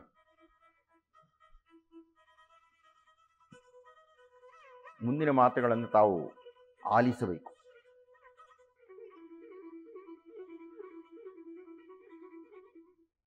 ಶೃಂಗಾರ ರಸಘಟ್ಟ ಜೀವನದ ಅತಿಭಾಗ. ಒಬ್ಬ ವ್ಯಕ್ತಿಯ, ಒಂದು ಪ್ರಾಣಿಯ, ಇರುವೆಯಿಂದ ಹಿಡಿದು ಆನೆಯ ತನಕ, ತಿಮಿಂಗಿಲದ ತನಕ, ಶೃಂಗಾರ ಅನ್ನತಕ್ಕಂಥದ್ದು ಒಂದು ರಸಘಟ್ಟ ಜೀವನದಲ್ಲಿ. ಆದರದ ಕುಂಟು ಮಿತಿ,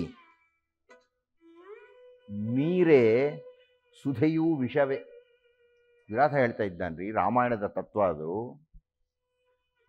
ಶೃಂಗಾರ ಅನ್ನತಕ್ಕಂಥದ್ದು ಜೀವನದಲ್ಲಿ ಅನಿವಾರ್ಯ. ಅದು ಆ ಶೃಂಗಾರ ಇರುವುದರಿಂದಲೇ ಪ್ರಪಂಚ ಮುಂದುವರಿತಾ ಇದೆ. ಶೃಂಗಾರ ಇರುವುದರಿಂದ ನಾವೆಲ್ಲ ಇವತ್ತು ಸಹ ಕೂತ್ಕೊಂಡಿದ್ದೇವೆ. ಶೃಂಗಾರ ಇರುವುದರಿಂದಲೇ ಒಂದು ದೇಶ ಅನ್ನತಕ್ಕಂಥದ್ದು ನೆಲೆ ನಿಲ್ಲುತ್ತೆ. ಭಾರತಕ್ಕೆ ಇರತಕ್ಕಂಥ ಬೃಹತ್ ಸಂಪತ್ತೇನಯ್ಯ ಅಂದರೆ ಜನಸಂಪತ್ತು. ಅದು ಶೃಂಗಾರದಿಂದ ಬಂದದ್ದೇ. ಅದು ಅತ್ಯಂತ ಅನಿವಾರ್ಯ.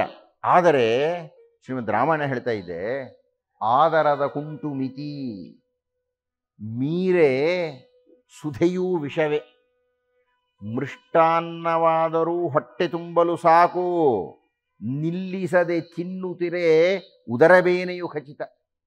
ಅದೆಂಥ ಊಟ ಆಗಲಿ, ಚೆನ್ನಾಗಿದೆ ರೀ, ಒಂದು ರವೆ ಉಂಡೆ, 2 ಉಂಡೆ ಸಾಕಪ್ಪ, 3 ಸಾಕ್ರಿ, ಬಿಡಬೇಕು, ಇದು ಹೊಟ್ಟೆ ನೋವು. ಇವನು ಹೇಳ್ತಾ ಇದ್ದಾನೆ ತುಂಬುರ, ನಾನು ಈ ತತ್ವವನ್ನು ಗಮನಿಸಲಿಲ್ಲ. ರಂಭೆಯ ಸಂಘದಲ್ಲಿ ಕಾಲ ಕಳೆದೇ ಹೋಯಿತು.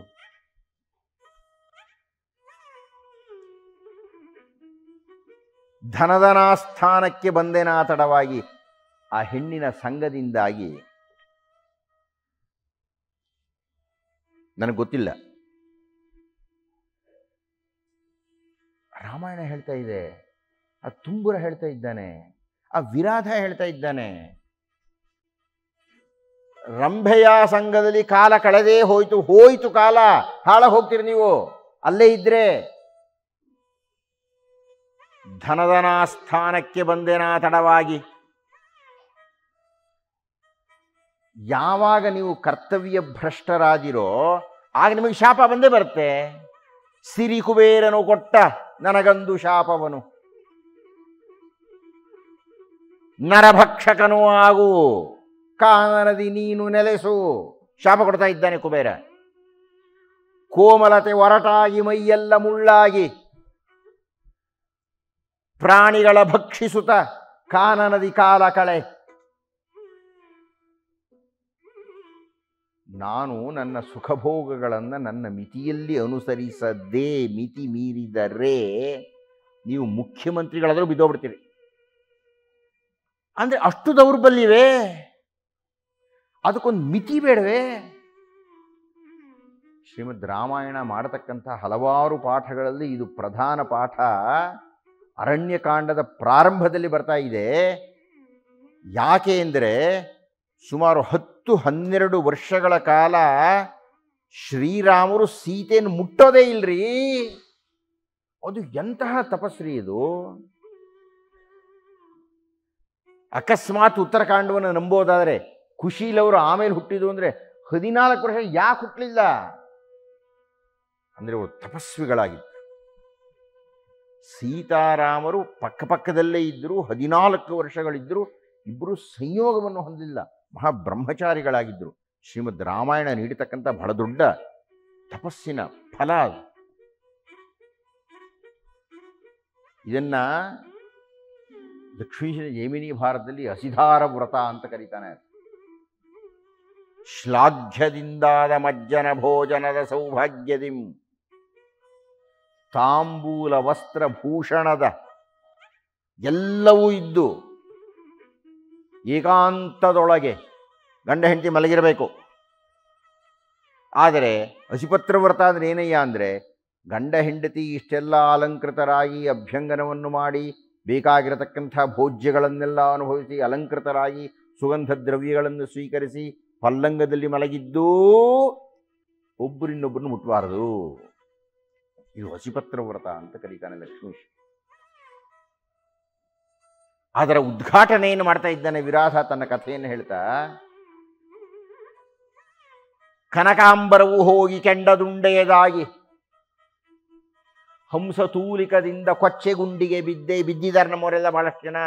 ಈ ಕಾರಣದಿಂದಾಗಿ ಕೊಚ್ಚೆಗುಂಡಿಗೆ ಬಿದ್ದೆ. ಆದರೆ ನಮ್ಮ ಭಕ್ತರ ಹಣೆ ಬರಹ ಏನಪ್ಪ ಅಂದ್ರೆ, ಅಷ್ಟು ಕೆಟ್ಟದಾಗಿದೆ ಅಂತ ಅಷ್ಟು ಗೊತ್ತಾದರೂ ಅವ್ರ ಕಾಲೇ ಹೋಗಿ ಹಿಡ್ಕೊಳ್ತೀವಿ ನಾವು. ನಮ್ಮ ಹಣೆ ಬರಹ ಏನು?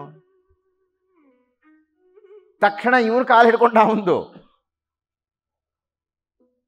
ಚರಣವನು ಹಿಡಿದನ ಬೆರಗಾಯಿ ತತ್ಕ್ಷಣವೇ ಕ್ಷಣಕೋಪಿ ಮೃದುವಾಗಿ ಕೊಟ್ಟನು ಶಾಪ. ಈ ಕುಬೇರ ಕೊಟ್ಟಂತಹ ಪ್ರತಿಶಾಪ, ಉಶಾಪ ಅಂತಾರೆ ಅದನ್ನು. ಆ ಶಾಪ ಹೇಗೆ ಪರಿಹಾರ ಆಗುತ್ತೆ? ಈಗ ಆ ಶಾಪವನ್ನು ನೀವು ಕೇಳಿದರೆ, ಶ್ರೀಮದ್ ವಾಲ್ಮೀಕಿ ರಾಮಾಯಣದ ಪ್ರಾರಂಭದಲ್ಲಿ ವಾಲ್ಮೀಕಿ ಮಹರ್ಷಿಗಳಿಗೆ ಬ್ರಹ್ಮ ಬಂದು ಏನು ಹೇಳಿದನೋ ಅದರ ಉತ್ತರ ಭಾಗ ಇದು. ಬ್ರಹ್ಮ ಏನು ಹೇಳ್ತಾನೆ, ಯಾಕಯ್ಯ ವಾಲ್ಮೀಕಿ ಇಷ್ಟು ಒದಾಡ್ತಾ ಇದೀಯಾ? ಅದೆಲ್ಲ ಮಾಡಿಸಿದ್ದು ನಾನೇ ಅಂತ ಅನ್ನೋದು. ನಿನ್ನ ಹತ್ರ ಕಾವ್ಯವನ್ನು ಬರೆಸಬೇಕು ಅಂತ ಅದೆಲ್ಲ ನಾನು ಏರ್ಪಡಿಸಿಬಿಟ್ಟೆ ಆಗಲೇನೆ. ಎಲ್ಲವೂ ಬ್ರಹ್ಮ ಬರಹವೇ, ನಾವು ಸುಮ್ಮನೆ ಹಣೆಯಲ್ಲಿ ಬರೆದಿದ್ದು ಅಂತ ಭಾಳ ಲಘುವಾಗಿ ಹೇಳ್ತಕ್ಕಂಥದ್ದು. ಆದರೆ ಪರಮಶಾಶ್ವತ ಸತ್ಯ ಅಂದರೆ ಅದೇನೆ. ವಿಧಿ ಬರೆದ ಬರಹವ ತಪ್ಪಿಸಲು ಹರಿಹರ ವಿರಿಂಚಾದ್ಯರಿಗೆ ಸಾಧ್ಯವೇ ನಮ್ಮ ಪಾಡೇನು ಅಂತ ಕನಕದಾಸರು ಬರೀತಾರೆ. ಕುಬೇರ ಈಗ ಪ್ರತಿಶಾಪವನ್ನು ಕೊಡ್ತಾ ಇದ್ದಾನೆ. ಏನಂತ? ಸ್ತ್ರೀ ವ್ಯಾಜದಿಂದಲೇ ಶಾಪದ ವಿಮೋಚನೆಯು ಶುದ್ಧತೆಯ ರೂಪಾಯಿ ಸಾತ್ವಿಕ ಸ್ತ್ರೀಮೂರ್ತಿ ತಂದೆ ತಾಯಿಗಳಿರದ ಸ್ವಯಂಭೂ ಶ್ರೀಮಾತೆ. ಎಷ್ಟೋ ಸಹಸ್ರಮಾನಗಳ ಹಿಂದೆ ಕುಬೇರ ಈ ತುಂಬುರ ಅನ್ನತಕ್ಕಂತಹವನಿಗೆ ಶಾಪ ವಿಮೋಚನೆಯ ವಿಧಾನವನ್ನು ಹೇಳ್ತಾ ಇದ್ದಾನೆ. ತಂದೆ ತಾಯಿಗಳಿರದ ಸ್ವಯಂಭೂ ಶ್ರೀಮಾತೆ ನಾರಾಯಣನ ಪತ್ನಿ ಜಾನಕಿ ನಾಮದಲ್ಲಿ ಶ್ರೀರಾಮ ನೆರಳಾಗಿ ಬರುವಳುದ್ಧರಿಸಲಿಕ್ಕೆ. ರಾಮಾವತಾರವೇ ಆಗಿಲ್ಲ ರೀ. ಎಷ್ಟೋ ಸಾವಿರ ವರ್ಷಗಳ ಹಿಂದೆ ಸೀತಾದೇವಿ ಬರ್ತಾ ಇದ್ದಾಳೆ ನಿರ್ಣಯ ಮಾಡಿ ಹೇಳ್ತಾ ಇದ್ದೇನೆ ಆತ. ಆಕೆಯನ್ನು ಕದ್ದೊಯ್ಯೆ ಶ್ರೀರಾಮ ಧೃತಿಗೆಟ್ಟು ನಿನಗೆ ಗತಿ ಕಾಣಿಸು. ಅಂದರೆ ಶ್ರೀರಾಮ ಸೀತೆಯರ ವನ ಪ್ರವೇಶ ಎಂದೋ ನಿರ್ಣಯ ಹೋಯ್ತು, ಹೊಸದಾಗಿ ಬರ್ತಕ್ಕಂಥದ್ದೇನಲ್ಲ ಅದು. ಆ ವಿಧಿಯ ನಿರ್ಣಯ ಅನ್ನತಕ್ಕಂಥದ್ದರ ಸಾಕ್ಷ್ಯ ಅರಣ್ಯಕಾಂಡದ ಉದ್ಘಾಟನೆಯಲ್ಲಿ ಬರುತ್ತೆ ನಮಗೆ. ಏನು ಅರಣ್ಯಕಾಂಡದ ಉದ್ಘಾಟನೆಯ ವೈಶಿಷ್ಟ್ಯ? ಅರಣ್ಯ ಪ್ರವೇಶವನ್ನು ನಾವು ಮಾಡಬೇಕಾದ್ದೇ ರಣಭರಿತವಾಗಿರತಕ್ಕಂತಹ ಸಮಾಜದ ಸದ್ದುಗದ್ದಲಗಳಿಗೆ ಬೆನ್ನನ್ನು ಹಾಕಿ ಆತ್ಮಚಿಂತನೆಯನ್ನು ಮಾಡೋದಕ್ಕೆ ಅರಣ್ಯ ಪ್ರವೇಶ ಮಾಡಬೇಕು ನಾವು. ಅರಣ್ಯ ಪ್ರವೇಶ ಮಾಡಲಿಕ್ಕೆ ಸಾಧ್ಯ ಆಗದೇ ಇದ್ದರೆ ಇರತಕ್ಕಂಥ ಮನೆಯ ಒಂದು ಕೋಣೆಯನ್ನೇ ಅರಣ್ಯವನ್ನಾಗಿ ಮಾಡಬೇಕು, ಅಂದರೆ ನಿಶ್ಶಬ್ದವಾಗಿ ಮಾಡಬೇಕು ಅಂತ. ಅರಣ್ಯಕಾಂಡವೆಲ್ಲ ಮುನಿ ನಿಷೇವಿತ. ಅಂದರೆ ಅರಣ್ಯ, ತಪಸ್ಸು, ಮುನಿಗಳು, ಶಬ್ದರಹಿತವಾದಂಥ ರಣವಲ್ಲದ ಸ್ಥಿತಿ, ಅದರಲ್ಲಿ ಸಿಗ್ತಕ್ಕಂಥ ಸಾಕ್ಷಾತ್ಕಾರ ಇವುಗಳೇ ಮುಂದಿನ ಕ್ರಮವಾಗಿ ದಾಖಲಾಗ್ತಾ ಹೋಗುತ್ತೆ ಕಥೆಯಲ್ಲಿ. ಆಯ್ತು, ವಿರಾಧನನ್ನ ಅಲ್ಲಿ ಹೂತು ಅವನ ಪ್ರಕಾರ ಮುಂದೆ ಶರಭಂಗ ಋಷಿಗಳ ಹತ್ತಿರಕ್ಕೆ ಬರ್ತಾರೆ. ನಾನಿದೆಲ್ಲ ವಿವರಣೆ ಕೊಡಲ್ಲ, ಹೆಸರನ್ನು ಮಾತ್ರ ನಿಮ್ಗೆ ಗಮನಕ್ಕೆ ತರ್ತೀನಿ. ಪ್ರಾರಂಭ ಆಗಿದ್ದು ವಿರಾಧನಿಂದ. ಕಾಮುಕನಾದಂತಹವನಿಗೆ ದೊರೆತ ಶಿಕ್ಷೆ. ಮುಂದಿನ ಋಷಿಯ ಹೆಸರೇ ಶರಭಂಗ. 5 ಶರಗಳು, ಕಾಮನ ಶರಗಳು. ನಾನು ಮೊನ್ನೆ ಮಾತಾಡ್ತಾ ಹೇಳಿದೆ, ಅರವಿಂದಮಶೋಕಂಚ ಚೂತಂಚ ನವಮಲ್ಲಿಕ ನೀಲೋತ್ಪಲಂಚ ಪಂಚೈತೆ ಪಂಚಬಾಣಸ್ಯ ಸಹಾಯಕ. ಯಾವ 5 ಬಾಣಗಳನ್ನು ಮನ್ಮಥ ಹೊಂದಿದ್ದಾನೋ ಆ 5 ಬಾಣಗಳನ್ನು ಧ್ವಂಸ ಮಾಡಿದಾತಃ ಶರಭಂಗ ಮಹರ್ಷಿ. ಆ ಶರಭಂಗ ಮಹರ್ಷಿಗಳನ್ನು ನೋಡಲಿಕ್ಕೆ ಬಂದಾಗ ದೇವೇಂದ್ರ ಬಂದಿದ್ದಾನೆ. ಶ್ರೀರಾಮರು ಹೇಳಿದರು, ಲಕ್ಷ್ಮಣ ಸೀತೆ ನೀವು ಇಲ್ಲಿರಿ, ದೇವೇಂದ್ರ ಬಂದಿದ್ದಾನೆ, ನಾನು ವಿಷಯ ವಿಚಾರಿಸ್ಕೊಂಡು ಬರ್ತೀನಿ ಅಂತ. ಆದರೆ ಶ್ರೀರಾಮರು ಬರ್ತಾ ಇದ್ದ ಹಾಗೆ ದೇವೇಂದ್ರ ಮಾಯ ಆದ. ಯಾಕೆ ಆದ ಅನ್ನೋದಕ್ಕೆ ದೊಡ್ಡ ಚರ್ಚೆ ನಡೆದಿದೆ ನಮ್ಮ ವಿದ್ವಾಂಸರು. ಇರಲಿ, ನನ್ನ ದೃಷ್ಟಿಯಲ್ಲಿ ಶ್ರೀರಾಮನಂತಹ ಶುದ್ಧಚರಿತನನ್ನು ನೋಡತಕ್ಕಂತಹ ಶಕ್ತಿ ದೇವೇಂದ್ರನಿಗೆ ಇಲ್ಲ. ಶರಭಂಗರ ಹತ್ರಕ್ಕೆ ಅವರು ಹೋದರು, ಸುತೀಕ್ಷ್ಣನ ಹತ್ರಕ್ಕೆ. ಸುತೀಕ್ಷ್ಣ ಹೆಸರು ನೋಡಿ ಹೇಗಿದೆ, ತೀಕ್ಷ್ಣ, ಬಿಸುಪು. ತನ್ನ ಬಿಸಿಯಿಂದಾಗಿ ಎಲ್ಲ ಕಾಮನೆಗಳನ್ನು ಸುಟ್ಟಿರತಕ್ಕಂಥ ಮಹಾನ್ ವ್ಯಕ್ತಿ ಆತ. ಅವರನ್ನು ಭೇಟಿ ಮಾಡಿ ಅಗಸ್ತ್ಯ ಮಹರ್ಷಿಗಳ ಹತ್ತಿರಕ್ಕೆ ಹೋದರು. ಅಗಸ್ತ್ಯ ಮಹರ್ಷಿಗಳಿಗೂ ನಮಗೂ ಬಹಳ ದೊಡ್ಡ ನಂಟು, ವಿಶೇಷವಾಗಿ ಕನ್ನಡಿಗರಿಗೆ. ಅಗಸ್ತ್ಯ ಮಹರ್ಷಿಗಳು, ಅವರ ಹೆಸರು ಮೈತ್ರಾವರುಣರು ಅಂತ, ಉತ್ತರ ಭಾರತದಲ್ಲಿದ್ದವರು. ಈ ವಿಂಧ್ಯ ಪರ್ವತ ಅದರ ಗರ್ವದಿಂದ ಬೆಳೀತಾ ಇದ್ದಾಗ ಅದನ್ನು ಬಗ್ಗಿಸಬೇಕು ಅಂತ ಹೇಳಿ ಈ ಕಡೆಗೆ ಬಂದವರು. ಆ ಮೈತ್ರಾವರುಣರು ಬರ್ತಾ ಇದ್ದಾಗ ಆ ಋಷಿಗಳಿಗೆ ನಮಸ್ಕಾರ ಮಾಡ್ತೀನಿ ಅಂತ ವಿಂಧ್ಯ ಪರ್ವತ ಹೀಗೆ ಬಗ್ಗತಂತೆ. ಸ್ವಲ್ಪ ನಾನು ದಕ್ಷಿಣಕ್ಕೆ ಹೋಗ್ಬರ್ತೀನಿ, ಸ್ವಲ್ಪ ಇರಯ್ಯೋ ಅಂತ ಹೇಳಿದ್ದಾರೆ. ಹಾಗೆ ಬಗ್ಗಿದ್ದಾನೆ, ಅವನು ಈ ಕಡೆ ಬಂದ್ಬಿಟ್ರು. ಶ್ರೀಮದ್ ವಾಲ್ಮೀಕಿ ರಾಮಾಯಣದಲ್ಲಿ ಆ ವಿಂಧ್ಯ ಪರ್ವತ ಬಗ್ಗಿಸುವಿಕೆಯ ಹಿನ್ನೆಲೆಯಲ್ಲಿ ಅಗಸ್ತ್ಯ ಮಹರ್ಷಿಗಳು ದಕ್ಷಿಣದವರಿಗೆ ಇಷ್ಟು ಉಪಕಾರ ಮಾಡಿದರು ಅನ್ನುವುದನ್ನು ಶ್ರೀರಾಮರು ಲಕ್ಷ್ಮಣನಿಗೆ ವರ್ಣನೆ ಮಾಡ್ತಾರೆ ಅರಣ್ಯಕಾಂಡದಲ್ಲಿ. ಆಸಕ್ತರು ಓದಿ ಅದನ್ನು. ಆ ಅಗಸ್ತ್ಯ ಮಹರ್ಷಿಗಳು, ಅವರಿಗೆ ಹೆಸರು ಬಂದಿದ್ದು ಎಷ್ಟು ಅದ್ಭುತವಾದ್ದು. ಅಗ, ಗ ಅಂದರೆ ಗಮಿಸುವುದು ಅಂತ, ಅಗ ಗಮಿಸದೇ ಇರುವುದು, ನನಗೆ ಚಲನೆ ಮಾಡದೇ ಇರೋದು. ಯಾವುದದು? ಬೆಟ್ಟ ಅಂತಂತ. ವಿಂಧ್ಯ ಪರ್ವತ ಅಗವನ್ನ ಸ್ಥಗಿತ ಮಾಡಿದ್ದರಿಂದ ಅಗಸ್ತ್ಯ ಅಂತ ಅವರಿಗೆ ಹೆಸರು ಬಂತು ಅಂತ ಮೈತ್ರಾವರುಣರಿಗೆ. ನೀವು ಅಗಸ್ತ್ಯರ ವಿಷಯದಲ್ಲಿ ಯಾಕೆ ಚಪ್ಪಾಳೆ ಹೊಡಿಬೇಕು ಅಂದರೆ ಗಮನ ಇಟ್ಟು ಕೇಳ್ರಿ. ನಿಮಗೆಲ್ಲ ಅಗಸ್ತ್ಯರು ಅಳಿಯನಪ್ಪ. ಅವರು ಅಲ್ಲಿ ಯಾವ ಹೆಣ್ಣನ್ನೂ ಮದುವೆಯಾಗದೆ ಕನ್ನಡತಿಯನ್ನು ಮದುವೆಯಾಗಲಿ ಕರ್ನಾಟಕಕ್ಕೆ ಬಂದಿರೋ ಕೊನೆಗೆ. ಯಾರು ಆ ಕನ್ನಡತಿ? ಕವೇರಿ ಪುತ್ರಿ ಕಾವೇರಿ, ಕನ್ನಡದ ಕಾವೇರಿ. ಕನ್ನಡತಿ ಕಾವೇರಿಯನ್ನು ವಿವಾಹವಾಗಲಿಕ್ಕೆ ಉತ್ತರ ದೇಶದ ಒಬ್ಬ ಋಷಿ ಅಗಸ್ತ್ಯ ಬಂದಿದ್ದರಿಂದ ನೀವೆಲ್ಲರೂ ಅವರಿಗೆ ಮಾವಂದಿರಿದ್ದ ಹಾಗೆ. ಅಗಸ್ತ್ಯ ಮಹರ್ಷಿಗಳನ್ನು ಕೇಳಿದ್ದಾರೆ ಶ್ರೀರಾಮರು, ಸ್ವಾಮಿ ಒಂದಷ್ಟು ಕಾಲ ನಾನು ನಿಮ್ಮಲ್ಲಿದ್ದೇನೆ, ನಾನು ಎಲ್ಲಾದರೂ ಒಂದು ಕಡೆ ಹೋಗಿ ಆಶ್ರಮವನ್ನು ಕಟ್ಟಿಕೊಳ್ಳಬೇಕು, ಏಕಾಂತದಲ್ಲಿ, ಅರಣ್ಯವೇ ಏಕಾಂತ, ಇನ್ನೂ ಏಕಾಂತ ಬೇಕು, ಅಂಥದ್ದೊಂದು ಜಾಗ ಹೇಳಿ. ಅಗಸ್ತ್ಯರು ಹೇಳ್ತಾನಂತೆ, ನಿನ್ನ ಮನಸ್ಸಿನಲ್ಲಿ ಏನಿದೆ ಅಂತ ನಂಗೆ ಗೊತ್ತಾಯಿತು, ಯಾಕೆ ಏಕಾಂತ ಬಯಸ್ತಾ ಇದೀಯಾ ಅಂತಲೂ ಗೊತ್ತಾಯಿತು. ಹೋಗು, ಈ ಕಡೆಗೆ ಹೋಗು, ಅಲ್ಲಿ ಪಂಚವಟಿ ಅಂತ ಇದೆ, ಹೋಗು. ಪಂಚವಟಿಯಲ್ಲಿ ಹೋಗಿ ನೆಲೆಸು, ನಿನ್ನ ಇಷ್ಟಾರ್ಥ ಈಡೇರುತ್ತೆ ಅಂತ ಹೇಳ್ತಾರೆ. ಅಷ್ಟೇ ಹೇಳಲ್ಲ. ನೀವು ಗಮನಿಸಬೇಕಾದ್ದು ಏನು ಅಂದರೆ, ಅಗಸ್ತ್ಯ ಮಹರ್ಷಿಗಳು ಶ್ರೀರಾಮರಿಗೆ ಒಂದು ಧನುಸ್ಸನ್ನು ಕೊಡ್ತಾರೆ, 2 ಬತ್ತಳಿಕೆಗಳನ್ನು ಕೊಡ್ತಾರೆ.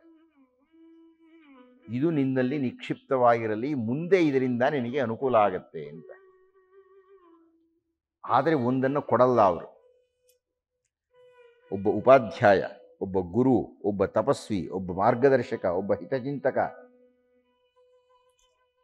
ಎಲ್ಲವನ್ನೂ ಒಂದೇ ಸಲ ನಿಮ್ಗೆ ಹೇಳಬೇಕು ಅಂತೇನೂ ಇಲ್ಲ. ಈಗ ಎಷ್ಟು ಬೇಕೋ ಅಷ್ಟು ತಗೋ.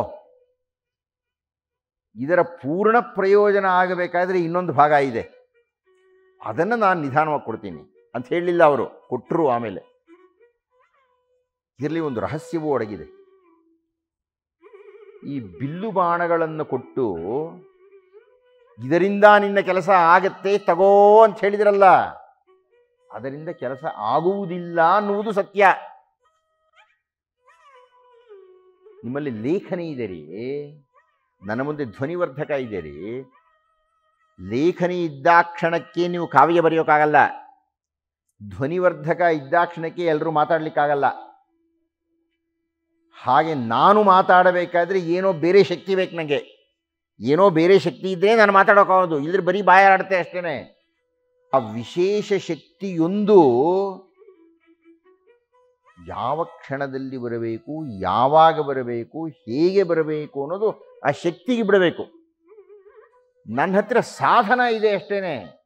ಈ ಸಾಧನದ ಸಿದ್ಧತೆ ನನ್ನ ಮಿತಿಯೇ ವಿನಃ ಶಕ್ತಿ ಪ್ರಪಾತ ನಂದಲ್ಲ. ದಯವಿಟ್ಟು ಗಮನಿಸಿ, ಅಗಸ್ತ್ಯ ಮಹರ್ಷಿಗಳು ಅಸ್ತ್ರಗಳನ್ನು ಕೊಟ್ಟಿದ್ದಾರೆ, ದಿವ್ಯ ಧನುವನ್ನು ಕೊಟ್ಟಿದ್ದಾರೆ, ಅಕ್ಷಯ ತೂಣೀರವನ್ನು ಕೊಟ್ಟಿದ್ದಾರೆ. ಈ ಅಕ್ಷಯ ತೂಣೀರ ಧನುಸ್ಸಿನಿಂದಲೇ ರಾವಣನ ಜೊತೆಗೆ ಅಂತ್ಯದಲ್ಲಿ ಯುದ್ಧ ಮಾಡ್ತಾರೆ ಶ್ರೀರಾಮರು. ಆದರೆ ರಾವಣನನ್ನು ಸೋಲಿಸ್ಲಿಕ್ಕಾಗಲ್ಲ, ಸಾಯಿಸ್ಲಿಕ್ಕಾಗಲ್ಲ. ಆಗ ಇದೇ ಅಗಸ್ತ್ಯ ಮಹರ್ಷಿಗಳೇ ಆಕಾಶದಿಂದ ಬರ್ತಾರೆ ಕೆಳಗಿಳಿದು, ರಾಮ ರಾಮ ಮಹಾಬಾಹೋ ಶೃಣುಗುಹ್ಯಂ ಸನಾತನಂ ಆದಿತ್ಯ ಹೃದಯಂ ಪುಣ್ಯಂ ಅಂತ ಆರಂಭ ಮಾಡ್ತಾರೆ. ಶಸ್ತ್ರಾಸ್ತ್ರಗಳು ಸಜ್ಜಿತರಾಗಿದ್ದರೂ ಅದು ಪ್ರಕಾಶಕ್ಕೆ ಬರಬೇಕಾಗಿದ್ದರೆ, ಅದು ಪ್ರಭಾವಿಯಾಗಬೇಕಾಗಿದ್ದರೆ, ಅದು ಗುರಿ ಮುಟ್ಟಬೇಕಾಗಿದ್ದರೆ ಅದಕ್ಕೆ ಮಂತ್ರಶಕ್ತಿಯ ಪ್ರಯೋಗ ಆಗಬೇಕು. ಅದನ್ನು ಕೊಡ್ತಾರೆ. ಯಾವಾಗ ಕೊಡ್ತಾರೆ ಅಂದರೆ ಕೊಡುವ ಮುಹೂರ್ತ ಬಂದಾಗ ಕೊಡ್ತಾರೆ. ಅದಕ್ಕೆ ಒಂದು 13 ವರ್ಷ ಆಗಬೇಕು. ಎಷ್ಟು ಚೆನ್ನಾಗಿದೆ ರಹಸ್ಯ ಅಂದರೆ, ನೀವು ಸರಿಗಮ ಪದನಿಸ ಕಲಿತಾ ಇದ್ದಾಗೆ ಹಾಡು ಹೇಳಬಾರ್ದು. 2 ತಿಂಗಳು 1 ವರ್ಷನೋ ಜ್ಯೋತಿಷ ಕಲಿತಾ ಇದ್ದಾಗೆ ಜ್ಯೋತಿಷ ಹೇಳ್ತೀನಿ ಅಂತ ಕೂತ್ಕೋಕೂಡ್ದು. ತಪಸ್ ಮಾಡ್ಬೇಕ್ರಿ, ತಪಸ್ ಮಾಡಬೇಕು. ಶ್ರೀರಾಮರು ತಪಸ್ ಮಾಡ್ತಾ ಇದ್ದಾರೆ, ಕಾಡಿನಲ್ಲಿ ಹೋಗಿದ್ದಾರೆ, ಪಂಚವಟಿಯಲ್ಲಿ ನೆಲೆಸಿದ್ದಾರೆ. ಬಹಳ ಸುಂದರವಾದ ಒಂದು ವಿಶೇಷ ಉಂಟು. ಆ ಪಂಚವಟಿ ಪ್ರವೇಶ ಮಾಡ್ತಾ ಇದ್ದರೆ, ಈ ಕಡೆಯಿಂದ ಬರ್ತಾ ಇದ್ದಾರಲ್ಲ ಉತ್ತರದ ಕಡೆಯಿಂದ ಶ್ರೀರಾಮರು, ಉತ್ತರದ ಕಡೆಯಿಂದ ಬರ್ತಾ ಇದ್ದಾಗ ಒಂದು ಆಲದ ಮರದ ಮೇಲೆ ಜಟಾಯು ಕೂತಿದೆ. ಯಾರಯ್ಯ? ನಾನು ನಿಮ್ಮಪ್ಪನ ಸ್ನೇಹಿತ, ನಾನು ನಿನ್ನ ರಕ್ಷಣೆ ಮಾಡ್ತಾ ಇರ್ತೀನಿ. ದಯವಿಟ್ಟು ನೋಡಿ, ಆ ಜಟಾಯು ಉತ್ತರ ದಿಕ್ಕಿನಲ್ಲಿ ಇದ್ದಂತಹ ಜಟಾಯು, ದಕ್ಷಿಣ ದಿಕ್ಕಿನಿಂದ ಬಂದಂತಹ ರಾವಣ ಸೀತೆಯನ್ನು ಕದ್ದೊಯ್ಯುವಾಗ ದಕ್ಷಿಣ ದಿಕ್ಕಿಗೆ ಬಂದು ಹೊಡಿತಾನ. ಅಂದರೆ ಆ ಜಟಾಯುವಿನ ದೃಷ್ಟಿ, ಆ ಜಟಾಯುವಿನ ಯತ್ನ, ಆ ಜಟಾಯುವಿನ ತ್ಯಾಗ ಎಷ್ಟು ತೀಕ್ಷ್ಣವಾಗಿತ್ತು ಅಂದರೆ ಉತ್ತರದಿಂದ ದಕ್ಷಿಣಕ್ಕೆ ತಿರುಗಿತ್ತದು. ಇದಕ್ಕೆ ಬಹಳ ದೊಡ್ಡ ಅರ್ಥ ಉಂಟು. ಈಗ ಮುಖ್ಯವಾದ ಒಂದು ವಿಷಯಕ್ಕೆ ಬರಬೇಕು. ಯಾದೃಚ್ಛಯ ಅಂತ ಮತ್ತೊಂದು ಸಲ ವಾಲ್ಮೀಕಿ ಮಹರ್ಷಿಗಳು ಪ್ರಯೋಗ ಮಾಡ್ತಾರೆ. ಇದ್ದಕ್ಕಿದ್ದಂತೆ ಹಾಗೆ ಹೋಗ್ತಾ ಇದ್ಲು, ಹೀಗೆ ಬಂದೆ ಅಂತಾಳೆ ಶೂರ್ಪನಖ ಪ್ರವೇಶ ಆಗುತ್ತೆ. ಗಮನಿಸಿ, ಇಷ್ಟು ಹೊತ್ತಿಗೆ ಶ್ರೀರಾಮ ಸೀತಾ ಲಕ್ಷ್ಮಣರು ದಂಡಕಾರಣ್ಯ ಪ್ರವೇಶ ಮಾಡಿ ಪಂಚವಟಿಗೆ ಬಂದು 13 ವರ್ಷಗಳು ಆಗಿ ಹೋಗಿಬಿಟ್ಟಿದೆ. ಆಗಲೇ 13 ವರ್ಷಗಳಾದ ಮೇಲೆ ಸೀತಾರಾಮ ಲಕ್ಷ್ಮಣರು ಮಾತಾಡ್ತಾ ಇದ್ದಾರೆ. ಇನ್ನೇನೊಂದು ವರ್ಷ ಮುಗಿಯುತ್ತೆ, ಅಯೋಧ್ಯೆಗೆ ವಾಪಸ್ ಹೊರಡೋಣ ಇಲ್ಲಿಂದ. ಈಗ ಹೊರಡೋಕೆ ಶುರು ಮಾಡಿದ್ರೆ 1 ವರ್ಷಕ್ಕೆ ನಾವು ಹೋಗಬಹುದು ಅಂತ ಚರ್ಚೆ ಮಾಡ್ತಾ ಕೂತ್ಕೊಂಡಿದ್ದಾರೆ. ಯಾದೃಚ್ಛಯ, ಇದ್ದಕ್ಕಿದ್ದ ಹಾಗೆ ಶೂರ್ಪನಖಿಗೆ ಅನ್ನಿಸ್ತು, ಆ ಕಡೆಗೆ ಬಂದು ಶ್ರೀರಾಮರನ್ನು ನೋಡಿ ಅವಳಿಗೆ ಇದ್ದಕ್ಕಿದ್ದ ಹಾಗೆಯೇ ಪ್ರೇಮೋತ್ಪತ್ತಿ ಆಗೋಯ್ತು ಶ್ರೀರಾಮರ ಮೇಲೆ. ಶ್ರೀರಾಮರನ್ನು ಆಕೆ ಬಯಸಿದ್ಳು. ನಿಮಗೆ ಕಥೆ ಗೊತ್ತಿದೆ, ಕೊನೆಯಲ್ಲಿ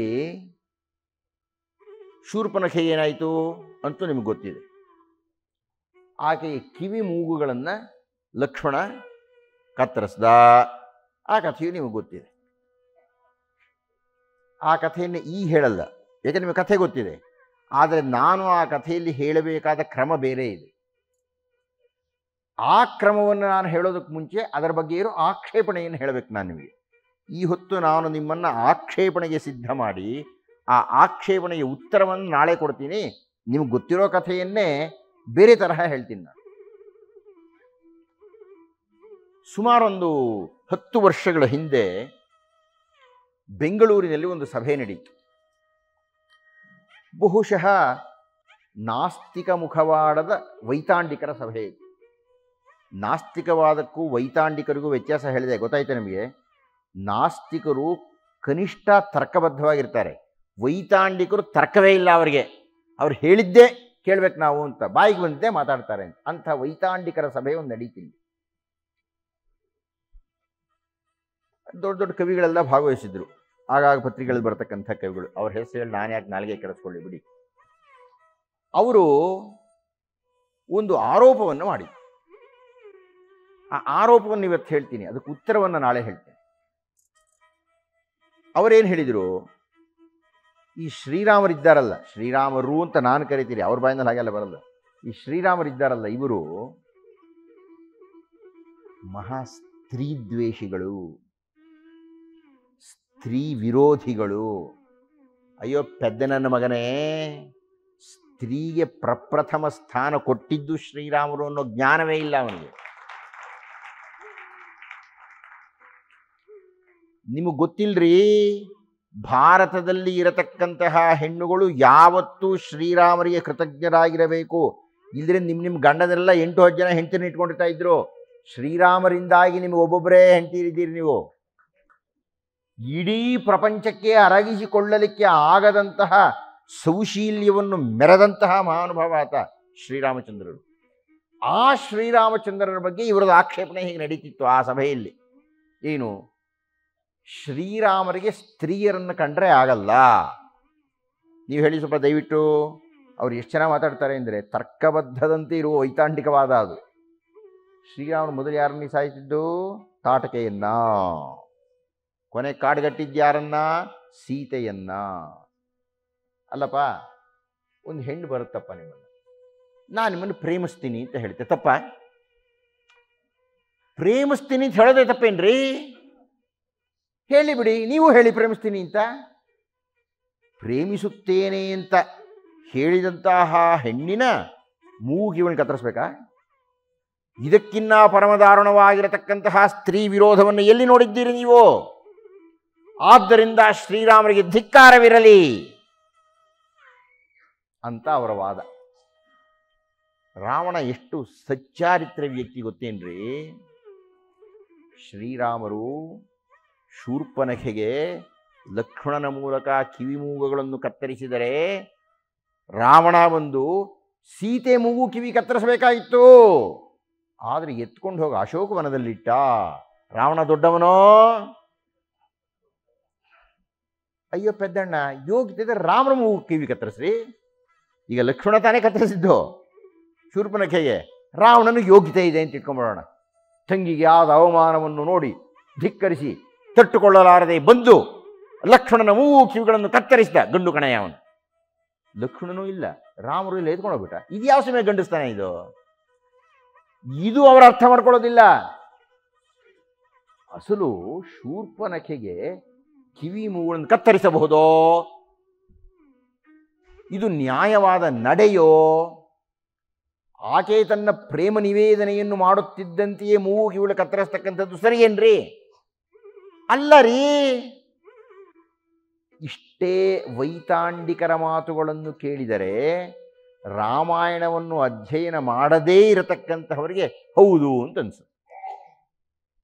ನಮ್ಮ ಕಂಠಶೋಷಣೆಯೆಲ್ಲ ಶ್ರೀಮದ್ ರಾಮಾಯಣವನ್ನು ಆರಾಧಿಸುವವರಿಗೆ ಅಲ್ಲ, ಶ್ರೀಮದ್ ರಾಮಾಯಣವನ್ನು ಪ್ರೀತಿಯಿಂದ ಅಧ್ಯಯನ ಮಾಡುವವರು ಅಲ್ಲ, ಅವರಿಗೆ ಮಾತಾಡ್ತಾ ಇರೋದು ನಾನು. ಆ ವಿಷಯ ಬೇರೆ.